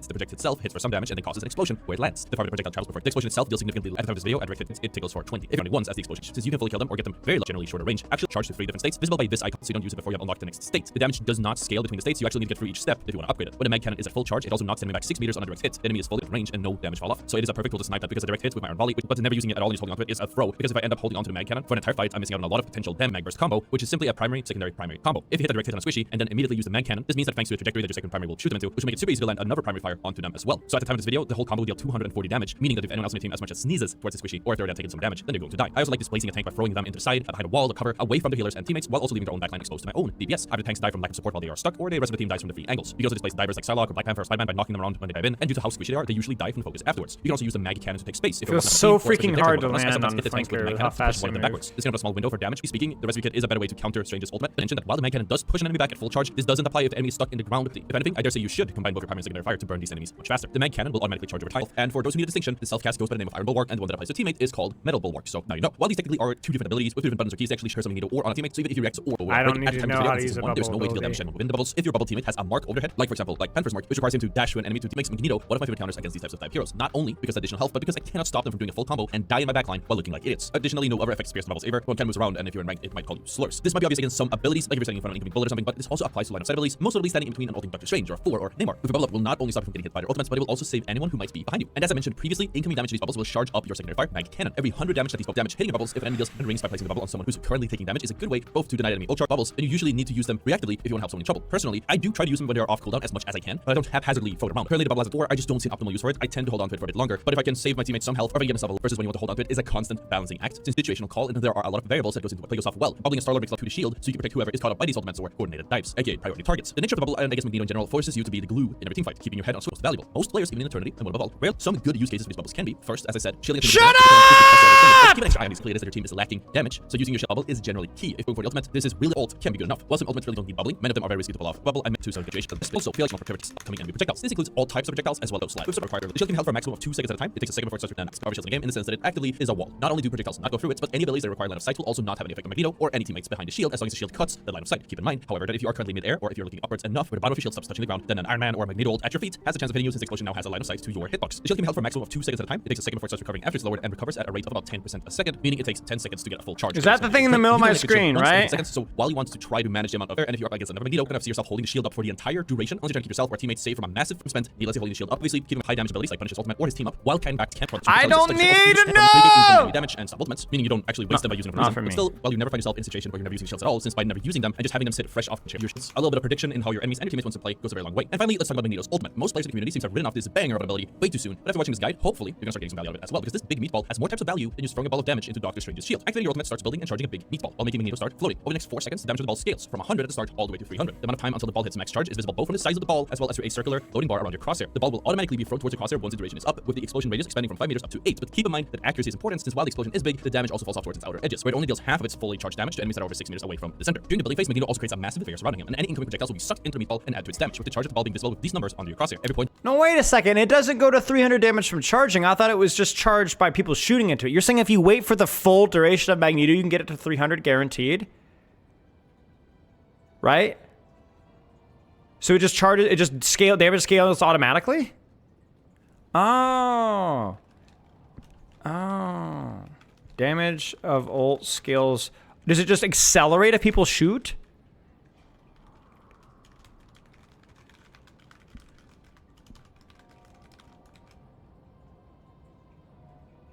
So if people shoot into it, it goes to 300 faster. But if you take too much damage, it'll pop and do nothing. Okay. Okay. So we can go to more than 300 damage? It adds an additional 3 damage to the total damage of the meatball, but be careful because if the charge exceeds go over 100, 300. the ball will instantly explode in your hands instead. This crosshair. Every point adds an additional 3 damage to the total damage of the meatball, but be careful because if the charge exceeds 100, then the ball will instantly explode. I see. 100 charge. I see. See, this is why we look at the guide. I needed to know that. It can let you deal Thank you. 597 damage with direct hits. Realistically, though, depending on your lobby, you expect to get somewhere between 200 to 300 damage per ball, assuming you let the animation finish or you throw it right before it explodes. So as I mentioned, the meatball has several uses. As for throwing it, the best use will be trying to one-shot the backline or high-priority targets with the meatball. Most tanks have shield abilities, and most duelists will have. I think this ult should be really good for engaging or taking space, right? Because you're just like, don't do any damage, and also I could reposition. Most of the time, we'll be trying to one-shot their supports. Obviously, because I feel like repositioning with this ult is probably pretty useful. Especially if she's in an ultimate or a Luna, as long as somebody has peeled off her over shields first. If I get a direct hit, then the amount of damage I soak up barely matters, as long as it doesn't break the ball before it fully charges. And I understand there's a lot of loose numbers here, but I've actually done the math to help you guys figure out when you actually should throw the ball to secure some kills. So, from a little bit of testing, it does seem that the ball charge up 100 I don't care! or more against these targets. The health of tanks will vary a lot, not to mention their additional shields or sustainabilities, but it's very I don't care. 50 charge to half of the animation with almost I don't care. Kill, but you have to throw it basically immediately, which is great in other species, but it's not entirely true. And in many ways, you could consider Ultimate an extension of this entire kit. The higher you go up the ladder and the more the game's community matures, the better players will get at dodging the ball, which means you should expect to get less out of the damage part of the ball, but it definitely doesn't mean it's also. And even if you get a kill, it still displaces enemies, it throws them out of formation, and it makes them all focus you, which is kind of your job as a tank, since 6 people are looking at you and not at your teammates, who will have a complete free range defensive ult, support ult, or engage ult. Incoming damage, which can counterplay certain. It's not a very good frontline ult, but for most supports or squishies without them being able to do anything. But if you're that, here are a few other great uses for Magneto's ult. Again, the possibilities are really endless.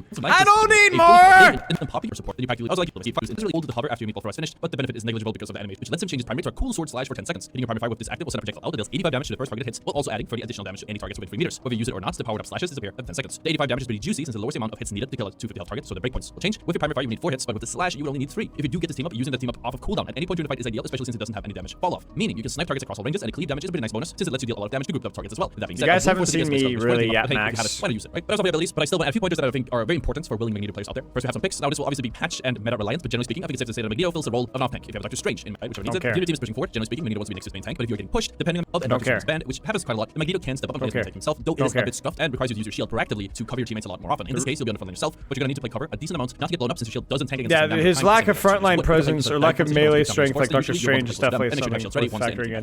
I wouldn't say Magneto has any direct counters on his own, especially since his whole kit in tank related activities better, but he also has the ability to fly Magneto's face and deny the meatball from hitting any meaningful targets. Obviously, Wolverine will be a problem if playing against your one shot is important here, since you can oftentimes still make that ultimate work, even if the enemies don't. I don't care. Okay.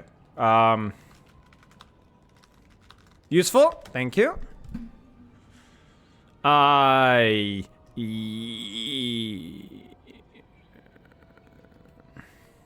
Yggdrasil path. Three about Hella Strange, they found Wolverine and Storm. Alright, Magneto, Lego, bro. I should just watch Mace, no? Mace to the face. Magneto.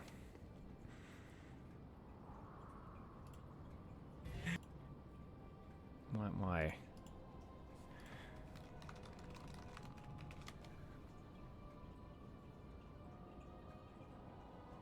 God is suffering. Fear Magneto!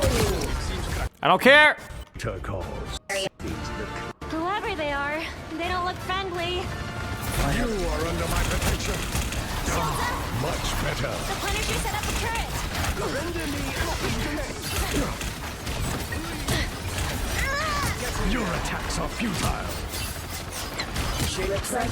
A lot of cover because you can't like melee brawl. Brawl also just tries to get his boot, doesn't get the boot. Shield block. Yeah, see, he's having such a hard time because it's like Strange, and he's got a freaking Penny Parker. I like Penny Parker, am I right, guys?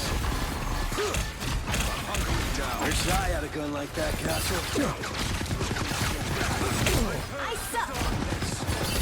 I feel like myself again. Knockback, there's the combo, walks forward with a shield. Notice he takes space, he goes aggressive when he has a bubble available. Control lost. Our enemies are near. You cannot hurt me. You are under my protection. There's the Strange. I create my own shield.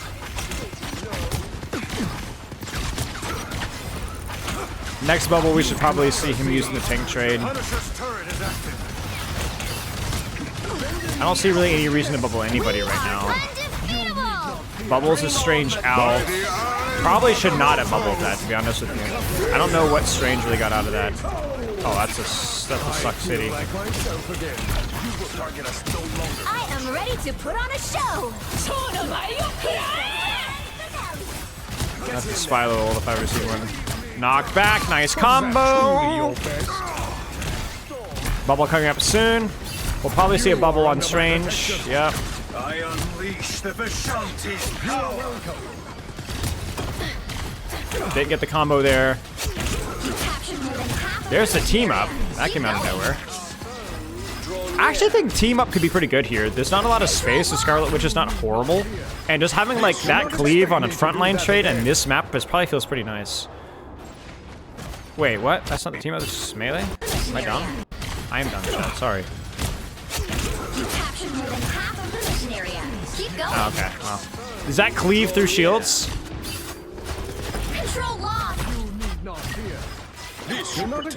Don't fact check me, just accept whatever like garbage I'm feeding you.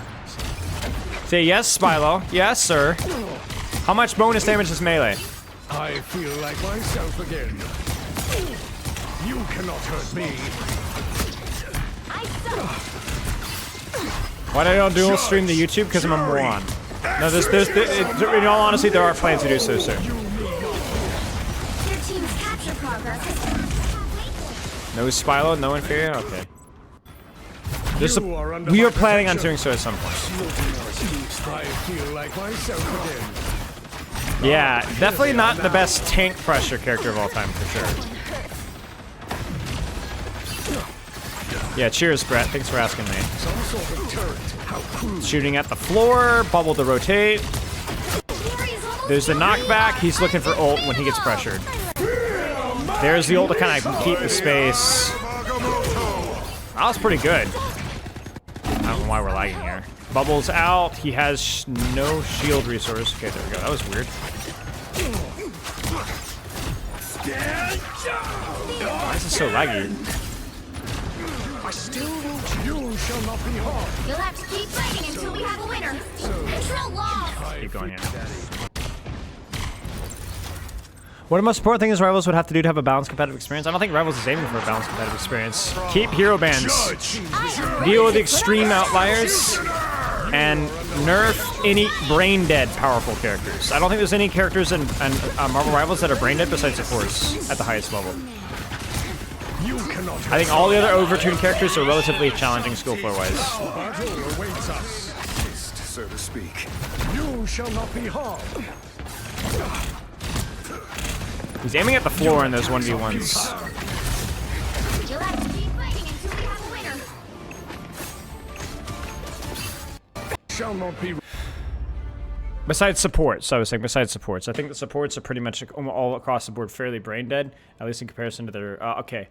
Salami, I'm ready for you, mate. I apologize for the delay, but I think we're good to go. But I think all the tanks, all the DPS that are relatively meta are all pretty challenging, skill floor-wise. Like, Hulk's not easy to play. Doctor Strange just, Magneto, mechanically demanding. I mean, even the hella brain-dead Hawkeye stuff, like this, it's not easy to play, right? Like, they're overtuned for sure, or they were, but yeah.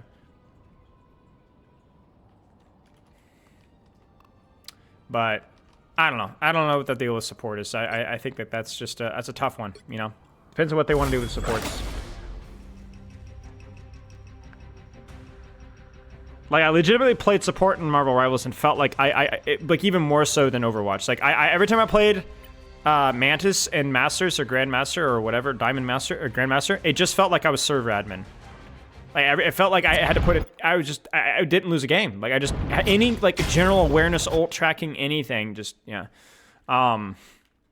Okay, what am I doing here? Okay, let's take a look at some Magneto here, mate.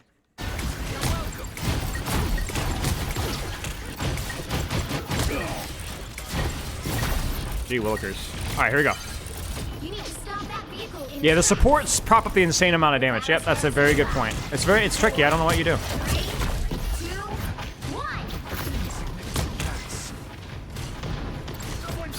Wait, how did he do that? Oh, he had the rocket raccoon thing. I feel like myself again. I really like this from you. I think I had this question with Doctor Strange, and I wasn't sure if this was good.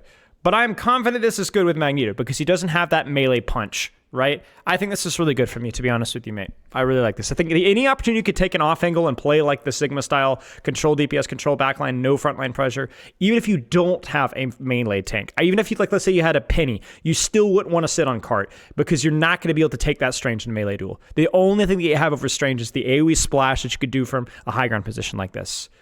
I think this is absolutely the play. The passive is useless. I don't think you needed it to get up here. Maybe you did. I don't know. But this is good. I like this. What rank is this, by the way? Salami?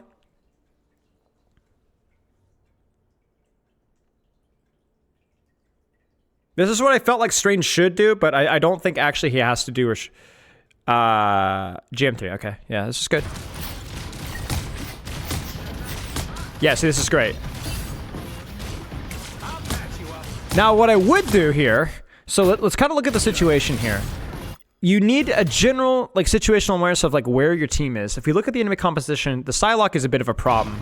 But I legitimately think your priority... What just happened to your Strange? Oh, we got hooked.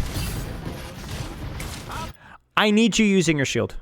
I need you using your knockback, basically, not off of cooldown, but if you don't have a specific thing to save it for, you need to use it. The bubble here, big deal. Big deal. Knockback on Cloak and Dagger or the enemy Magneto, big deal.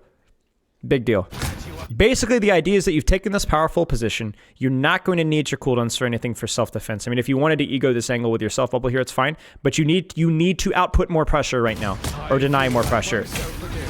And so I don't like this. I don't like this. I want you to continue to ego this angle. Maybe even self-bubble if you get pushed, break Loki, shoot here, knock him in, bubble tank in.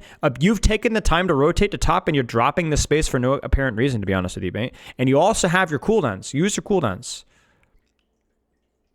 Yeah, I know you could boop the Strange forward. Yeah. But I don't want to, like, dig that detail and the nuance. Basically, if you do have an off angle, use your cooldowns on that off angle. Either ego your angle, bubble your tank, your main tank, just whatever, and so obviously spam your rings off of cooldown if there's nothing that's going to be actively pushing you. Because now it's like you took the time to rotate and now you're kind of cooked. What I like to do for you, so what are the things that might be useful for you? Okay, so check this out. What's the most aggressive angle that you can take? And then get their attention and just throw shift on their face. Just throw shield in their face for just like a half a second, right? A full second. They're all like, oh, frick. And they look back main, and then you start shooting again. They're like, ah, and then you shield them and you frick, right? Like, that's the kind of that's how you win tank trades. You get what I'm saying? That's how you're going to win tank trades. And I know you know this, right? But, like, I don't think you're using the position that you have here. If you aren't a threat on an angle, you will have no reason to shoot you. If they have no reason to shoot you, you have no value out of your shield. The difference between you and Sigma is a Sigma can force his shield value. You can't. You have to develop it naturally. You can't throw your shield to force a split. You have to force them to shoot you. Otherwise, your shield gets no value. And remember, them turning their crosshair to look at you, shooting, looking at you, seeing your shield, and going, ah, frick, and then going back to look at your team, that is value. I really like the angle. I really like the shots that you're doing. Look at the space that you're creating here. Like, look at how far back these guys are, right? Keep up the good pressure. It's good rings there as well. But see, now it's like... See, okay, so this is another question. I'm honestly wondering... Here? Chat? Yes, no? Yes, no? Yes, no? I think yes. I think yes. Maybe not immediately, but yeah, yes. Surely, right? Surely. More consistent pressure through backline. Force them to shoot you. Use your shift. Still angle for bubble. Surely. No angle from the enemy DPS to contest like here. Yes, surely. Like easy splash cleave on DPS and backline. I think this is it. And if you're scared of that rotation, that's what you got bubble for. Maybe right side in the house too. Yeah, I'm a little bit more concerned about the congestion here. Like maybe this would be very risky. But yeah, I see what you're saying. Yeah. Open your angle. It really is the Sigma here, right? It really is the Sigma. So basically, this becomes a mechanics check. Not a positioning check, not a map control check. This becomes a mechanics check, right?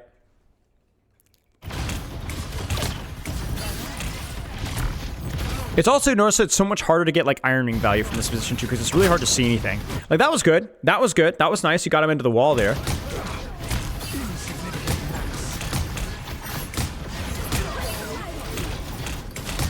Could probably bubble this.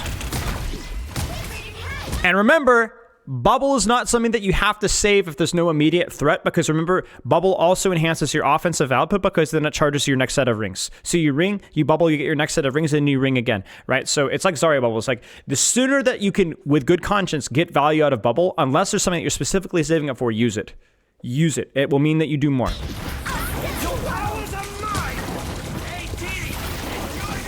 Another situation where I want you to open the angle. Open the angle just slightly. Rotate in towards this room, or if you do have to back off to here, where else could you go? This would be good too. Break down wall, something like that. Small adjustment. Would you rather be in a position to shoot people or shoot shields with your team? Don't shoot shields with your team. I think you need to open the shields to the side. You could shoot shields from the side, but it has to be people. It has to be people. I think with this character, from what I'm seeing, his frontline pressure is so weak that it's almost exclusively better to try to put pressure on DPS and backline if you can open up your angle to do so. Because it's so hard. Like, I mean, imagine if this was like Doctor Strange, I don't know, Hulk or Triple Tank or, I mean, anything. Like, even just the mirror, right? Like, you don't move health pools with your position. I mean, look at your ult charge in comparison to the rest of your team. Like, you're literally praying and shooting down a choke here.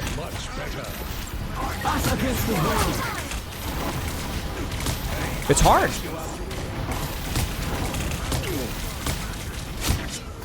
I like this. You have shield resource, so you might as well.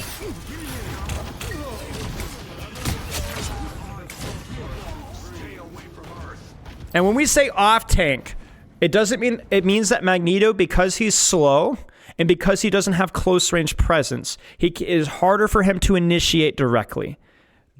So his off tank is more of an indirect initiation through bleeding of resources and distraction and harassment. He can't directly close the distance and use psychological warfare. All main tanks use psychological warfare. They get in your face and they're nasty. Magneto is much more indirect, much more subtle from what I'm seeing. So where's this fight going to happen? We all know where this fight is going to happen. It's classic Marvel Rivals. It's going to turn the corner. It's going to happen right here. So where is your angle going to be? I'm thinking, I haven't played this map like ever. Here. Maybe here. Somewhere with cover. Something to consider. With where this fight's likely to start. Oh, they're going to portal. By the eye of Agamotto. Pop it now. Pop it now. I think you should pop it right now. I think you should pop it right now. My thought process with Magneto, as long as there's nothing, you can't get CC'd out of your ultimate anymore, right? Or no, you never could. Can you? I can't remember. Just rip it right now. Rip it right now. Think about this. What's the first thing the bad guys want to do when they take an initiation? Especially something aggressive off of a portal, right? They want to shoot. They want to do something right now. You say, no, you're not doing anything. You can't be CC'd. Beautiful. So as soon as you block Agamotto, pop this ult right now. Ruin their whole career. I think what makes Magneto's ultimate good is not the overall potency of getting kills. It's just there isn't a bad time to use it. It feels like it just doesn't feel. It just like it completely stabilizes the battlefield for your team. Jay, I wouldn't worry about it. Just play for fun. Just play for fun. Don't worry about it. Play whatever characters you have the most fun playing. Doesn't matter if they're different rules. Don't worry about it. Bing chilling. Yeah, I think just let it rip right now. Let it rip right now. Maybe you don't need to. Maybe that's why you don't use it. But I think for most people watching, if you're not sure, let it rip. A ton of fire is being launched towards you with like a Punisher rocket combo. Good to know, sir. That's right, because it'll pop, right? So if there's any damage boosting, heavy damage, that's good to know. That's true. Thank you, chat. Where are we at right now? I think we're off to the right. Yeah, so we're off. Oh no, we're off. Where are we? I'm so lost. We're on main. I don't mind this little angle here, and then we can kind of play from there. Yep. Now, I don't mind this. Yeah, I don't mind this. This is good. Now, where could our rotation go from here, chat? Where could our rotation go from here? Mark the angle and spam and shoot? Let's see where we go. I wish I had like a flight ability, because if you had like a shift, I'd totally take this position up here. You know what I'm saying? Totally, but I don't. You can't. So.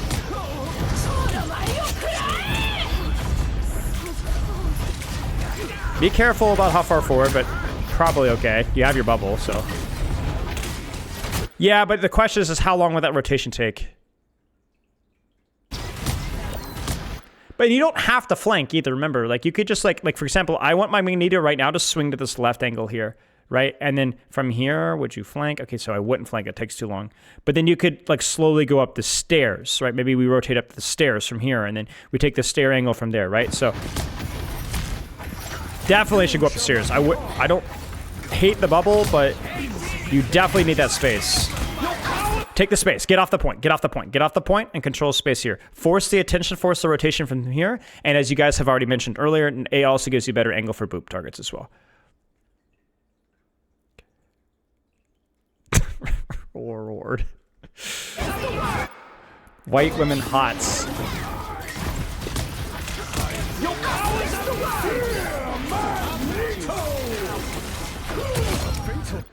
Yeah, I mean, it's good, right? She's very predictable with where she paths, or they're very predictable where they path, so it's a good counter. Yeah, that's a bit of a micro thing for you guys. It's good because technically Cloak and Dagger are targetable, and in their ultimate, they're very predictable with where they go. So you could really smack them. Yeah, that was good. That was really good. Man, I would tell you what, especially with your shift and bubble, there is zero chance you'd catch me on this payload right here. I would absolutely be rotating up towards this space. And look what happens, right? That's also where your Punisher wants to play. That's also where, like, you end up controlling more effective space. You have both of your defensive cooldowns. Please take space. You please take space away from point if you can. Even just a slightly different angle, right? It sounds familiar to Sarah Lee, what we're talking with Sarah Lee and support, right? Very similar thing here. There's just no benefit to you being here. You're not effective at this, right? You're not effective. If there was double Doctor Strange, maybe different, right?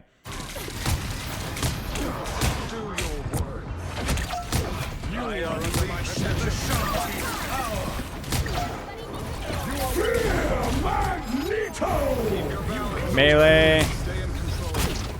Insolent fool.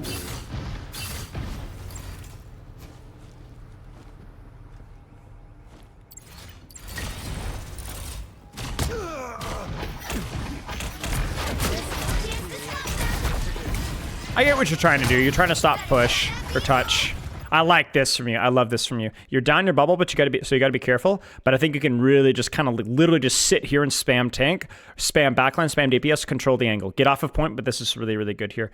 And this is a perfect angle too, because it doesn't mean that you're completely isolated from your team, right? So you're not all the way over here. You can get poked out isolated. You're just on a soft angle. It's really, really, really good. Spyle's my favorite redhead. Look at that. Look at the value. Yes. Beautiful. No angle for you, sir. Angle for me. Oh, I don't know about walking in.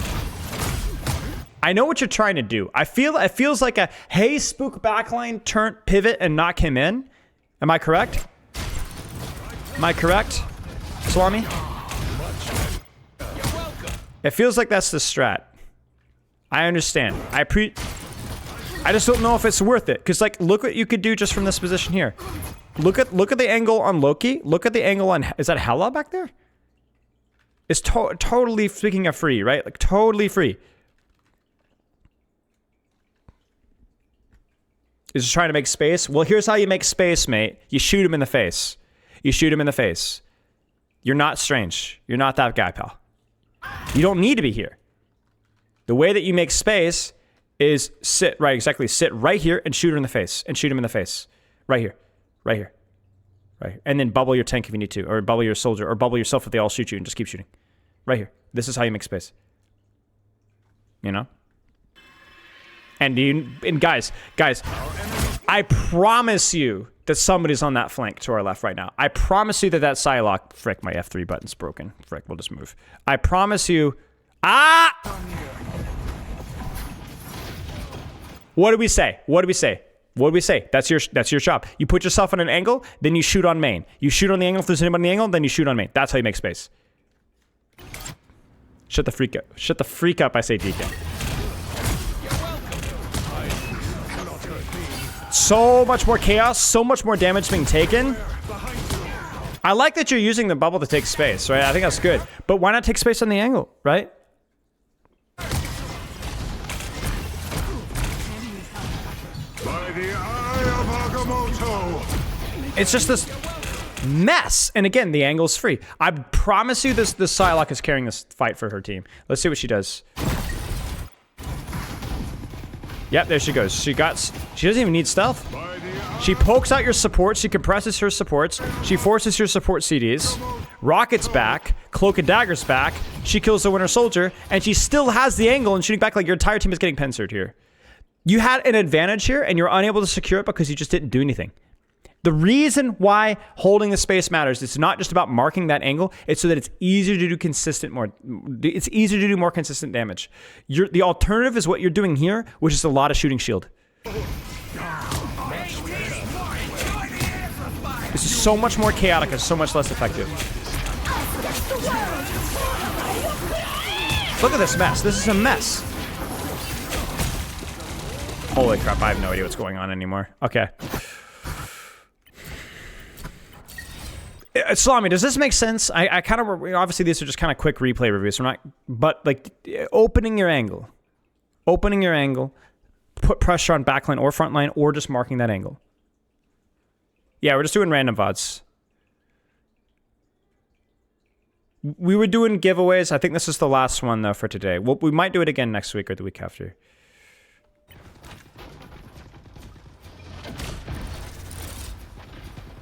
I have not done a magic review, no. No, Jag. Yes, rotate right, maybe? Rotate right. So from here, rotate to here, spam from this angle. If you get this angle spam, you're going to force them to back up. You force them to back up, you walk forward, you do the exact same thing from this doorway. I don't know if this is breakable, but then you can rotate to the exact same angle that we were just talking about and do it all over again. You could go left, but I think in general with Magneto, you're going to want to take the longer angle compared to other tanks. I don't want to do a rocket fight. We'll have to do one eventually, I'm sure. With how deep your strange is, you could just pop ult here. You could bubble then pop ult. I mean, look at the space here. Maybe you want to save it for the enemy Loki's ult. That would be okay too. So basically, here's the way I look at it. Either you pop your ult now, or you counter ult. No in between. Either decisively use it as an opener, or use it specifically to counter something specific. From the right side, it's always better in this game. That's true. I always forget it. You see how much more chaotic. You're letting yourself get sandwiched every single time. You're always between or in the middle and the open. It's so much easier to just play this position and shoot. So much easier. So much easier. Just a small adjustment. Easier vision, easier damage. Papa John's. Right? Pop it. Really nice job tracking this Cloak and Dagger. That's all right. That's all right. I mean, again, I would say it would have been easier if you had been on the angle, but that's all right. It happens.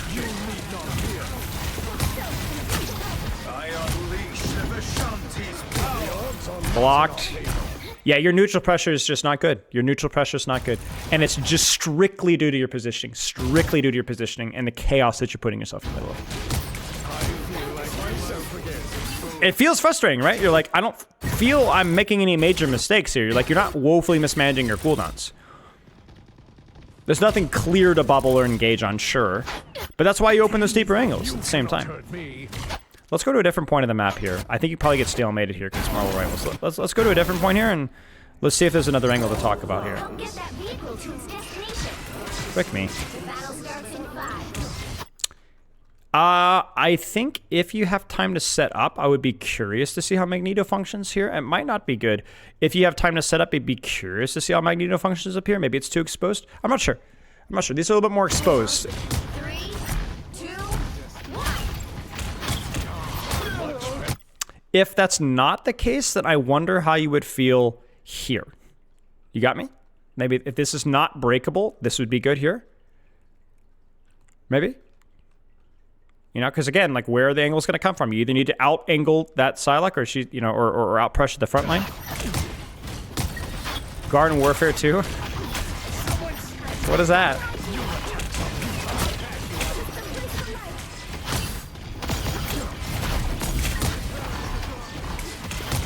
I mean, you're psyching your cooldowns and you're hitting your knockbacks, but nothing really matters here. This is just a bloodbath. And then as your strange kites left, I would love for you to kite right here and then open your angle from here. Plants versus zombies? Oh yeah, Plants versus zombies. Excited.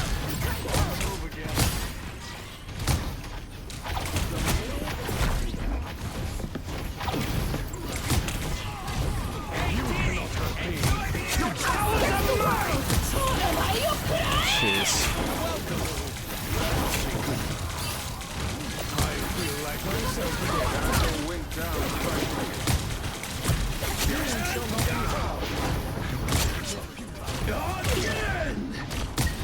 What is happening on my screen? The Pogo P meta?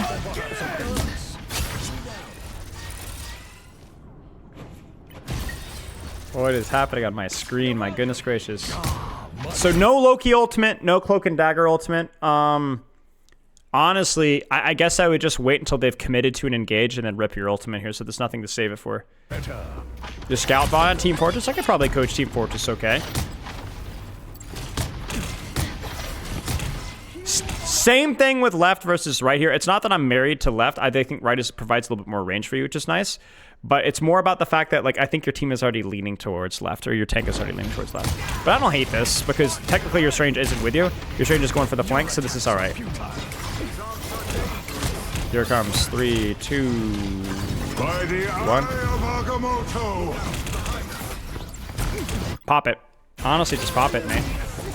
You could absolutely pop it. See, this is the committal what we're looking for here. You need to pop this ultimate. You need to pop this ultimate. This is the commitment, right? This is it right here. Like, this is it.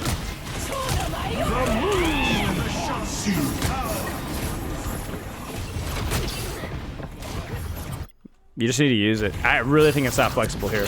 That's okay. That's okay, Salon. That's okay. You know, maybe...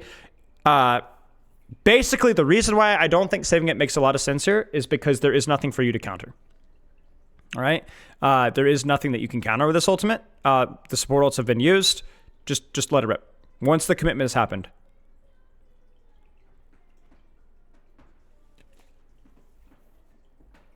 This is Grandmaster. You could tell by the mechanical and like the general cooldown usage, it's pretty strong. Can I coach you in Citron and G-Will too? Wait, is that Gears of War? Or no, wait, GW, wait, what is GW2? Or is that Guardian Warfare?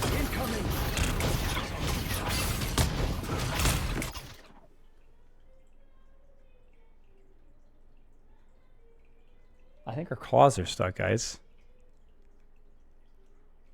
I think our claws are stuck. Okay, no, we're good.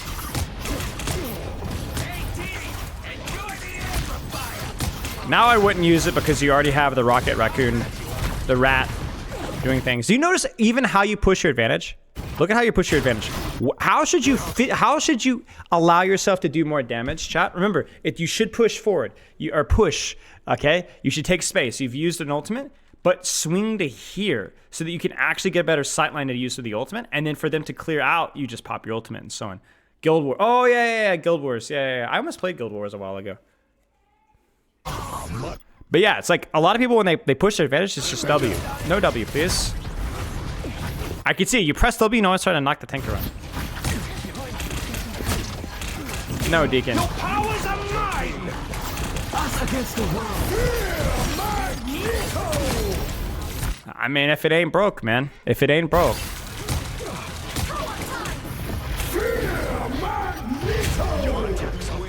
That's unfortunate.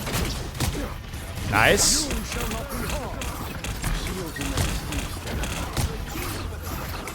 I would just honestly hold the corner here. Okay, again, where's the angle? Where's the angle? Where's the angle? Where's my team? Where's the angle? This is not what we want to see, right? In our Marvel Rivals, okay? Where's your angle here? I think your angle here is here. I think you peek from here. I think you peek from here, or maybe, yeah, or I guess it's a little bit tricky because you guys are falling back, but like, oh yeah, definitely get on that left angle. Definitely get in that left angle. Oh yeah, oh yeah. You get what I'm saying? Control the space. Should have bubbled your Cloak and Dagger? Yeah. That's alright. By the eye of Agamotto. Get fricked, buddy, roll. Look out. You need not fear. Cheap trick. Usually I create my own shield. Why is Poop Kip saying huh? I don't even know what I said. What do you want, Poop Kip? Probably would have used my boop for this situation on the high ground there. More of a niche situation. The slurp noises? Why? Who cares? Same thing here. 100%. I will kiss you on the mouth if I'm a Winter Soldier player and I've got a freaking Magneto holding this angle with me. Like, this actually makes my job so freaking easy. Because, like, where is their Strange supposed to focus? Is he supposed to focus on here and just let your Strange butcher his backline? I mean, are they supposed to ignore you and you just butcher the backline again? Like, it opens up so much more space for your team. Like, you do all sorts of fancy, funny things. Like, use the space, man. Use the space. Use the space. You know? Take it.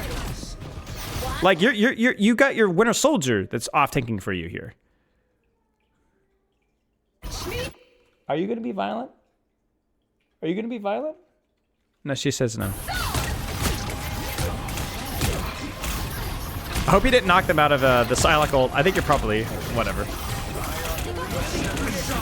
Ooh. Eat butt. Okay, yeah.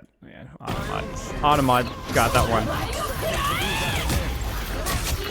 Nice. Nice. Nice.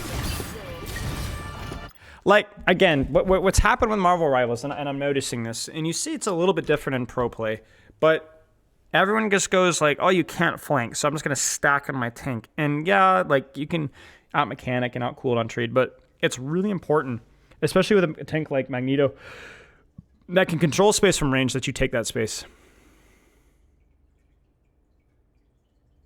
You take the space, take the angle. Soft off angle, find pressure on backline. It's going to make your life so much easier with target priority and who to shoot, and it'll also make it easier for your iron rings, right? And because you'll still have your tank line on your vision, you'll still have the enemy tank line on your vision, you will still have value out of your shield for any attention they give to you, and you'll still have vision for bubble as well. You'll also mark any angles that enemy flankers or DPS want to take. Beyond that, I think the biggest thing with your ultimate is that if you don't have anything specifically you're counting with your ultimate, it is a very flexible mid-fight ultimate. Just use it. Yeah. Any questions, Salami? I mean, I can easily see why this is Grandmaster. Overall, cooldown usage wasn't too shabby. Any cooldown mistakes you're probably pretty aware of. Mechanics were good. Yeah. Yeah, I don't know what's my chat doing. I don't know, like, what you guys slurped before jumping in here or what. But use the space, man, with a smoking or a bubble. Is that a bubble pipe? You think it's worth it to just clear someone off of high ground and take it from them with a free fight? Yeah, I mean, yeah, if you can, yeah. I mean, if you can get that freaking Rocket Raccoon jump pad thing, I mean, that's freaking amazing here. Like, I look at this here, pre-fight setup here would have been really nasty. Like, they might have cleared you as a unit, but I mean, hey, if it takes 3 people to clear you out, like, you're a menace here. I think people look at that shift shield and they're just like, I got to stay in front of my team, but that's just used for you to control that space from the front line, you know, like or from the sidelines. Like, you just don't take damage there. Stefano, well, sure, you guys remember Sure with High is definitely, I think, a little AI. Stefano and Sure with High. I haven't seen them today, but they're more of an Overwatch person, I think. But Sure with High is definitely AI. You guys, if you guys know.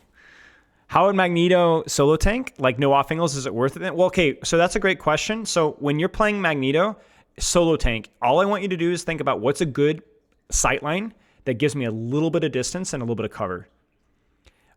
What their tank line will likely do is target you, and so you will be main, but that doesn't matter. There's no the only thing that classifies an angle as an angle is that it's slightly different from your team. So if you're solo tanking with Magneto, you still want to take an angle, but if all the tanks focus you on your angle, that's fine. That's normal. That's all right. Yeah, so if you take, like if you were, like, let's say solo tanking here, okay? And you were to play, like, here, okay? And just kind of shoot, and they all focus you, it's fine. That's fine. If you were to play here solo tanking, yeah, that's fine. That's fine. That's fine. If you're solo tanking, it's you just want to be a source of focus for the enemy team. The problem is when you run double tank and you're both in the same spot. That's no bueno. And then the one unique aspect of Magneto compared to, let's say, Doctor Strange, as we keep hammering, is that generally the lane that you choose, like a Strange should be more comfortable holding here because of his melee potential. You're a little bit less comfortable with that. You would be a little bit more comfortable holding, like, let's say, police car or ambulance, something with a little bit more range, just a little bit more range. Will your Rivals coaching go on YouTube? I mean, all my streams go on YouTube, !Spilo free. But I don't know, maybe some of this will, I really don't know.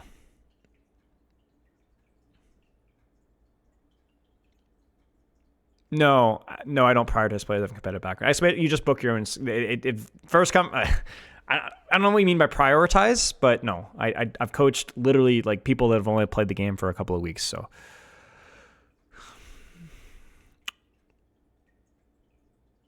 Sarah, I'm gonna permanently ban you from everything.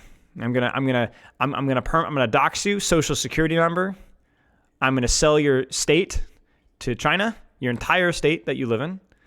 I'm going to spit in your food. I'm going to set your house on fire, and I'm going to call. I'm gonna ring your doorbell and run.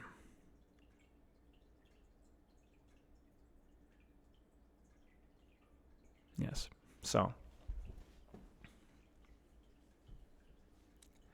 Yes, that's the plan here. Okay. Any questions? Any more questions, Salami? Yeah, solo tank, basically just focus on what position you like, and then don't worry so much about the angling as much. It's more about taking an angle away from your tank. I don't want to review your Iron Fist gameplay. I really appreciate the temp hypnosis. That was really well done. I actually really appreciate the grind set there, but I could feel my brain actively shutting down. I've been coaching for too long today. Guys, don't forget, I was coaching for hours before stream started. I have a question. What's for dinner? I don't freaking know. I had a pretty good lunch, actually. So, yes, question. Tokido. Competing to get top 500 ASAP? All right, well, then you're definitely going to have some skills that will carry over, mate. So that's good. What was the lunch? It was beef and potatoes. Potatoes. What are the best solo tanks in your opinion? I mean, I just feel like Strange is so freaking good. I don't think there's very many bads. I think all of the tanks are pretty good, with maybe the exception of Penny because she's so map situational. And so she doesn't, like, Penny is situational. I don't think she's a great solo tank off of that. I think Venom as well, very situational, and probably Hulk, because if you put, like, let's say Venom on a map like this, he would suck because it's so congested. There's not a lot of vertical. Not that Venom's bad solo tank, but it's more about you don't want a bad tank for the map if you're going to solo tank. Thor solo can suck. Yeah, he's more of an off angler. Although Thor would be okay on like first point here. There's like a decent amount of off angles and stuff. I don't know. I don't feel like I have a complete understanding of solo tanking enough to give you a full opinion. I would say Magneto is probably an offensive. Doctor Strange is just good. Always going to be good. If the map is big enough, solo tank Venom, fine. Solo tank Hulk, fine. Yeah. Even on good Penny maps, yeah. Even like, but like Penny wouldn't be terrible either if the map is really good for it too. Do you use a solo tank mentality when you're playing with somebody like Thor? No. Well, okay, so here's what you would do is if you had a Thor, let's say that if you're holding here as Magneto and your Thor's on high ground, you are on an angle, right? Nobody decides who the angle is. Angle can sometimes just be on cart if your team is over there, right? It's just when your entire team is here and you also choose to go in with them, that's your mistake, right? If I'm playing with like a Hulk on high ground and I hold here as Magneto, that's great. If I hold here as Magneto with my Thor on high ground, that's great. But if my Thor is holding this corner here and I'm also here, then I'm the idiot, right? You have your choice to play around what your team does. You know what I'm saying? So you just need to respond with what your team gives you, right? Nobody decides that point is main. It usually is main because that's where everybody clumps up. But like, if you got like, let's say your DPS, let's say your Mantis goes on a crazy, like goes here with your Winter Soldier, and like you're solo tanking, you probably should hold the fort down here, make them look them here, and so they don't look here. You get what I'm saying? That's tanking. Tanking is saying this spot is good for me. I can apply a lot of pressure here, and we got a bit of a crossfire here. Would be playing Penny Scroll Girl and the room to the left hold be a good idea? Yeah, I mean, Scroll Girl and Penny could definitely do some work in here. I think a Scroll Girl, it's a little, well, it's okay. Yeah, Penny definitely, yeah. Why are there 3 strategists? Oh, Chatty doesn't know. I don't know about 3 strategists being actually meta or not right now. And I don't know what it is in like higher ranks or not. I don't have the stats pulled up right now, but you do see it a lot right now. Do you think we'll ever make a swap video for Marvel to get it with Overwatch before? Maybe. I think when you start getting into like the counter situation, that requires a lot more in-depth, nuanced understanding of the individual characters and their matchups, of which I am not as familiar with, frankly. Rocket is strong on triple support. Yeah, to be honest with you, I feel like Rocket's just strong on triple support because single, like, res is freaking amazing and his ultimate's probably freaking amazing. Having a damage boost ultimate is probably more useful when you already have 2 support ults. But also at the same time, like, his neutral pressure is a bit weird. No, Taquito. No. Adam is the 3rd support too? Yeah. Yeah.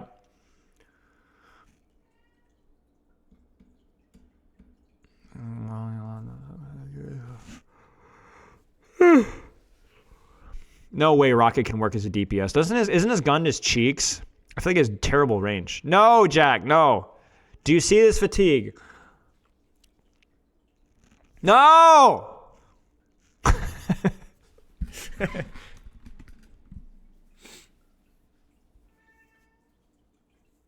I feel like triple support, you gotta have Mantis. Damage boost is just too OP, too good to have. And I feel like you'd want Invisible Woman, Mantis, Rocket, and like Luna Slow and Invisible Woman maybe be interchanged. That's my gut instinct, but I'm not really sure, to be honest with you. I have no idea what's being played. That's just my total like instinct. No, Deacon. Because I feel like Luna has the best support ult maybe in that aspect, but I think she's got like when you have so many supports, like you need something to bring to the table. And I think Mantis and Rocket probably just bring more to the table.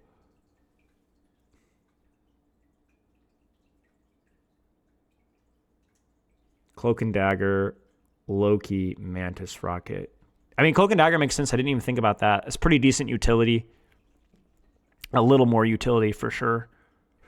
Like you have your damage, your damage amp little wall thing, your heal amp wall thing, your invis thing. I don't know though. I honestly don't know. No one's playing Mantis. I find that surprising. I feel like that damage boost would just... What is Mantis damage boost, right? I remember it's really high, but yeah, maybe, I don't know. Ugh. Dagger, Invisible, Loki, Rocket. Yeah.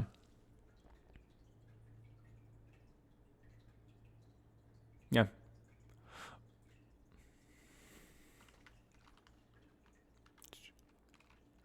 Man, this the replay viewer is a little clunky. I will say I'm very grateful that they actually have you can look at like pro POVs and stuff like that, which is really cool. Like you don't need to like have the code, which is nice. But what do you think Marvel Rivals needs for support? I don't know. I don't think there's any one thing they need. It's their overall philosophy with support is not my cup of tea. But I don't feel I don't feel like it's, my opinion is the only thing that matters. You know, that aspect. You get what I'm saying? That's just my opinion. But